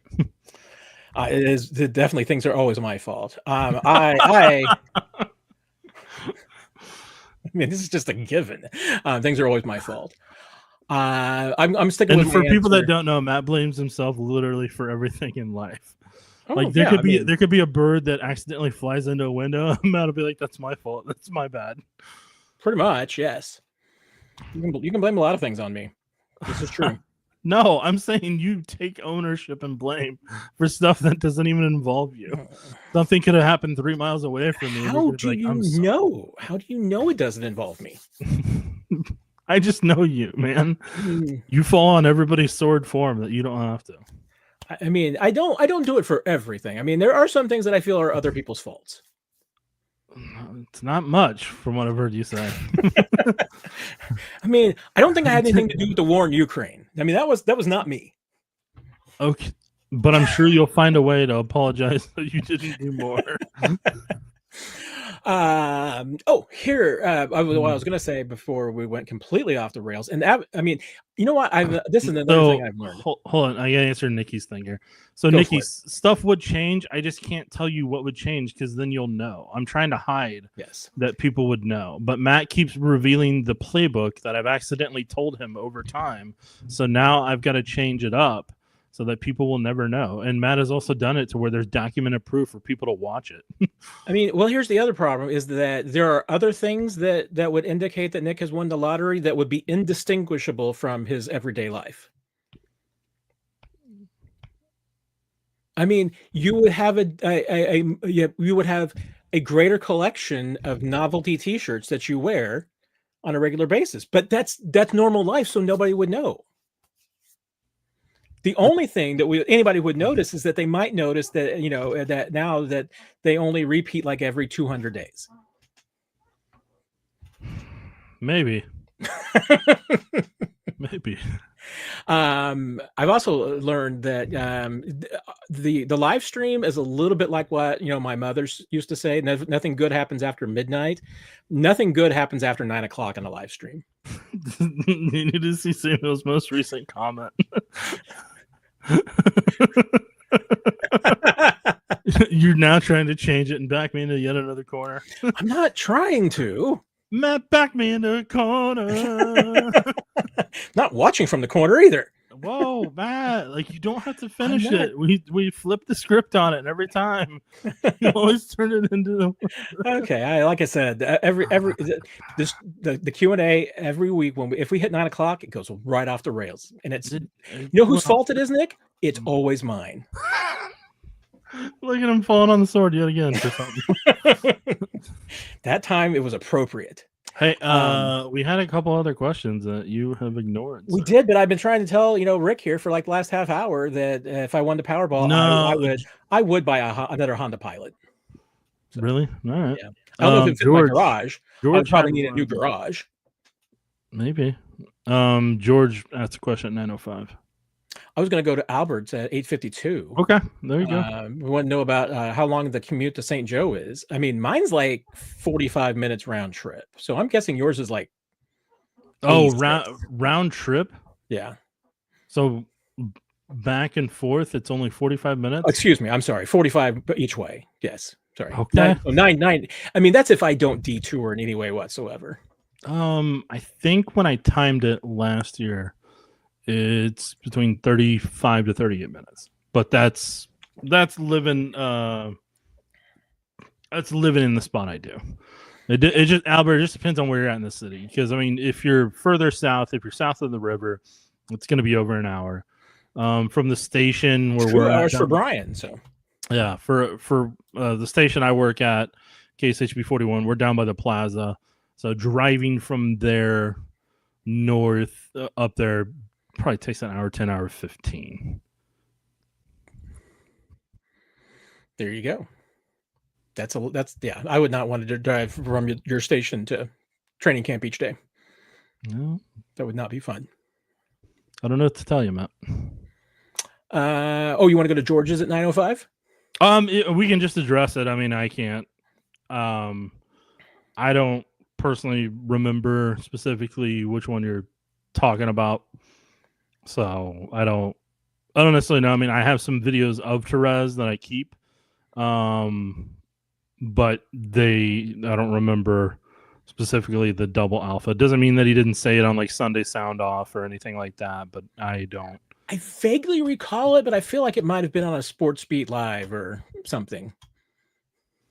Yeah, I'm not 100% sure. Therese was the best. There is no doubt about it. Yep. He loved watching that dude play football. Yeah, he would. I mean, he would have had fun, but like the kicker of it is, with him moving nationally, he would have been all over the country. Like he wouldn't have been able to just cover the Chiefs until probably a playoff run. Like he would have enjoyed watching the Bills. He would have enjoyed going to some of those Bengals games, and like he would have loved a lot of the Ravens games. He would have loved those. But he and then he would have loved any Smash Mouth football game. And then it would have been awesome for him to be able to see the Lions have the success that they did. Like that, he would have had to been quietly pumped about it, but privately he would have been just through the moon to see his Detroit Lions do that. So he actually probably would have tried to sneak up to some of those games and be able to balance his fandom and being professional at the same time. I've told this before, but I have to tell it again if this comes up and I wish I could remember the game for sure. In my mind, I want to say it was like that 49ers game in 2018, because I think that was Therese's first year with Yahoo, was 2018. It was pretty soon. So yeah, it was within a year of when he broke Alex Smith news. So it would have been 2018. I want to say it was that 49ers game with the touchdown pass to Chris Conley. But it was a game that Therese was covering, but because he was with Yahoo and he has to watch and cover everything, he was over in the lunch area. He wasn't over in the press seating area watching live. He was over there so he could watch like 3 different TVs and have every game in his laptop. And so the TVs over there, of course, are on the delay. So it's like good 20 seconds that you see the play over there after it happens live. And I want to say it was that throw to Conley. I feel like it was. It would have been because it was the first time a lot of people got to see something at that level. And I just remember, Mahomes makes that play, and everybody in the press box section, we're just like, oh my God. I mean, we were just dumbstruck. And then 20 seconds later, you hear Therese with the most Therese Paler laugh of all time. Just like, I mean, you could hear that throughout the entire 9th floor of that building. And it was just fantastic. I will never forget that laugh at that moment. No, because the only time I heard the laugh at that level may have been when I made a couple of jokes to him, but when I convinced him to go see Deadpool. It's like Therese didn't really like watching a lot of superhero movies. Like he thought Jack Nicholson is the Joker and Michael Keaton is Batman. Like that was like the top notch and everything. But yeah, no, when I convinced him to go to Deadpool, he couldn't stop laughing. He thought that was hilarious. But I felt bad because at the same time he always had to keep his phone like where the cup holder would be and have the alerts on so he could see at all times. Just in case something happened that he'd have to break news on, and he'd have his laptop in the vehicle with him. And I would always tell him, like, yeah, dude, just put your laptop in the vehicle, man. And like, if you gotta go out there and like do that, they'll let you. And like, I mean, I know theater people, so was thinking they recognize you, so you'll be fine. But luckily he didn't have to do that. But yeah, no, because I saw him and I went to go see. We saw a handful of movies together. Let's see, Deadpool. Then we went and saw the new Independence Day because we both loved the original Independence Day. So we saw Independence Day Resurrection. We went and saw Neighbors, the first one. And then there was another one or two that, like, when you wanted to go, I said, hey, anytime you go to the movies, dude, I go every week. Let me know, and then like I'll happily meet you up there. And then there was a couple other ones we saw. We went and saw. It was called Dope. It was a funny, interesting movie, but that one was that one I was laughing a couple times too. So and then that lady out of the movie theater wanted to do a movie review with us afterwards. But anyways, but yeah, no, I mean, like, yeah, dude, like Therez's laugh is unique and special. That's actually one of the videos I've kept. So yeah, no, yeah, man. I mean, there isn't a day where I don't obviously think about him, but yeah, dude, he would have had some fun covering a lot of this stuff. Yes, he would have. And you make me remember. I didn't have some of those opportunities, but Therez was the one that told me to watch Black Mirror, and so I think of him. I think of him now every time I'm watching Black Mirror. So yeah. All right, I think we got two more. Kind of hit on this, but we'll just take it dead on here from Rob. How do you feel about Justin Simmons coming to the Chiefs? If it happens, I wouldn't be against it. I understand it being a veteran presence, but if you do bring somebody like Justin Simmons in, you want to give them the full training camp to get comfortable with the playbook and everything. So the sooner the better for something like that. Yeah, I mean, I don't think it would be a bad addition. I mean, you've got to understand he's going to be 32, so that's certainly a factor. Certainly seems like still a productive player, not the guy that he once was. So don't remember him being that way. It had to be low base, high incentives. That's what it have to be for me. So, like I said earlier, I wouldn't be spending all that $20 million on Justin Simmons. It'd have to be a deal that makes sense, and you have to, once again, I mean, the Chiefs have been on this road before with players in their 30s coming in. You have to be ready for it not to work, and you have to be willing to walk away if it doesn't work. So, I'm going to add a second one here because Bobby's clarifying a question that he asked before you got here, Nick. At what point can the Chiefs feel confident that Rashee Rice is not going to be suspended? I mean, I keep saying, if the NFL is consistent with what it does in the past, it's generally 60 to 90 days after a situation like this, after the criminal case is handled, before the commissioner's office acts. So, I mean, to me, you're counting on 60 to 90 days after the criminal case against Rashee Rice is resolved. So until that happens, a suspension is not on the radar for me. That's why I still think it's likely that, the earliest would still be probably 2026, because at this point, we don't even have a court date for Rashee Rice. So, yeah. So Bobby, until you see a court date, like Matt's saying, for the criminal portion of it, for a criminal trial, like until you see a court date, like I think that's really far off on the radar right now. And important to remember too, the NFL policy on criminal cases versus civil cases is completely different. So that's why you've already seen, a suspension for Justin Tucker. It's why you had one pretty quickly for Deshaun Watson. Those are completely different. So yeah. They're going to wait because, once again, I mean, the NFL's been down this road before. They don't want to be embarrassed either way. They don't want to be embarrassed when a criminal case reveals that there's something that they didn't know, either way, that either good or bad. I mean, normally it goes the other way. Normally what happens is if the NFL hands out a suspension in a criminal case and then the criminal case goes forward, the downside is that they're going to learn something about the situation that was like, well, if we knew that, would have been a worse suspension. They don't want to be in that spot. So the official then last question looks like, well, maybe not. Got one more. I'm a softie, Nick. Sean, do you trust players when you hear them talk about their current coaches? I mean, I generally only believe the bad things, but even the bad things sometimes are motivated. So the best way I can answer this for you, Sean B, is that you're not gonna speak disrespectfully about your coaching staff and your employer at that time. There may be things that frustrate you. There may be thoughts that you have, but you're not gonna say those publicly.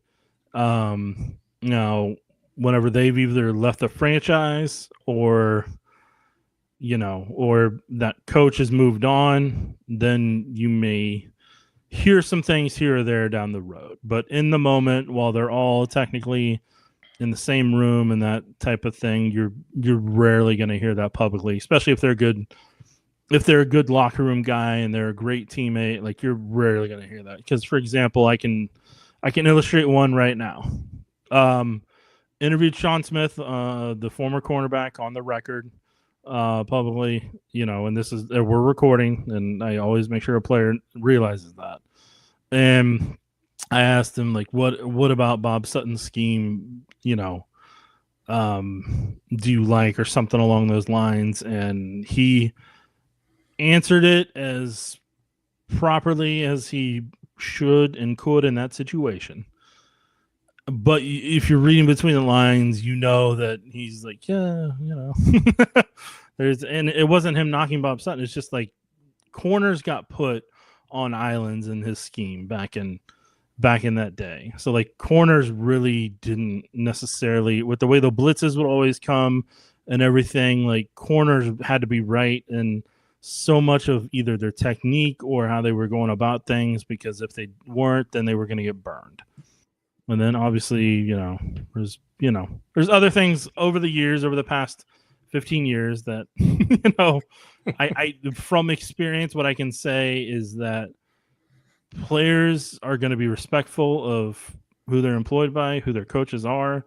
But if they do have differences or disagreements or, whatever, then you'll find out about them either down the road or later, whenever there's enough time and has passed and dust is settled. This will probably get me in trouble with Nick, but I'm going to say it anyway, and I may have to put up the graphic, but I'll say this: as long as it doesn't have my employer aspect to it, we're fine. The best thing the really only thing you can trust for sure are former players, because once they've retired and they're out, then you get the real stories, and that's why. I mean, can you remember a former player of Andy Reid's ever saying anything bad about Andy Reid? I don't. I mean, there might be one or two that I'm overlooking. I mean, maybe Le'Veon Bell or whoever it was that, and even then, I think they still blamed LaShawn McCoy blamed everything on Eric Bieniemy when I'm pretty sure it was Andy Reid. But nobody bad talks Andy Reid, and there's probably a lot of NFL coaches that players just don't say anything bad about them at all, and maybe they don't probably say anything good about them. It probably just means you're an average coach. You're a terrible coach if your former players like Todd Haley's just roast you out of just, glee. And there are plenty of former players of Todd Haley who will go, they will hunt you down to tell you Todd Haley stories. So I experienced a lot of them live when they were happening. A lot more of them live when they were happening than I realized. All right, last one. Alex, am I the only one obsessed with Hy-Vee fresh deli slices? This is for you, Nick, so I'm not even answering. I mean, I was getting deli meat. Yes, freshly sliced there a while back, but I'm throttling back on that right now, and I'm doing grilled chicken and salmon instead. So, yeah, I mean, don't get me wrong. I mean, dude, the turkey pastrami is fantastic. Like that tastes like something from a barbecue house in terms of the sliced meat of it. So yeah, no, in that front, that's good. And they got a lot of good quality ham. And I understand what you're talking about, the roast beef. I didn't get that a ton, but it was an easy thing for me to either take to work or to have after a long, late day and get home and then just put that in the microwave, let it heat up a little bit, put some barbecue sauce on it, and be done with that. Honey baked ham is my wine of choice, but Yeah. then again, not healthy for me. So, all right, Nick, I think we've exhausted you tonight. Certainly possible, Matt. Certainly possible. And you still know, gotta do myself. laundry, trash, and a handful of them. I'm going to do trash first thing in the morning since I have to be up at 8 o'clock to talk to our good friends Stephen St. John and Jake Gutierrez on the radio. So, are you going to make a stop along the way before you go there? I am just on the phone tomorrow, so I don't have to drive out there. So oh, okay. That's why I get up in the morning and do my trash, and then to talk a little radio and talk a little Chiefs football 8 o'clock. So you're still going to make that stop though afterwards? I'm going to try before 10:30. I'm going to try not to because Nick knows that my bad habit. I have many of them, but one of my bad habits is definitely the Chick-fil-A breakfast. So I'm pretty sure that's what you're alluding to. I wasn't gonna, as a good friend would do, I wasn't gonna reveal your playbook. I'm revealing the playbook because I really can use some sponsors. So, if it's not Chick-fil-A, if it's not going to be Hy-Vee, if it's not going to be Milo's iced tea, if I can't get a brother can't get a QT sponsorship out of something, what am I going to, I can't get Bart Simpson to sponsor me. So I got to, brother's got to make a living here, Nick. I wish you the best, Matt. I really do.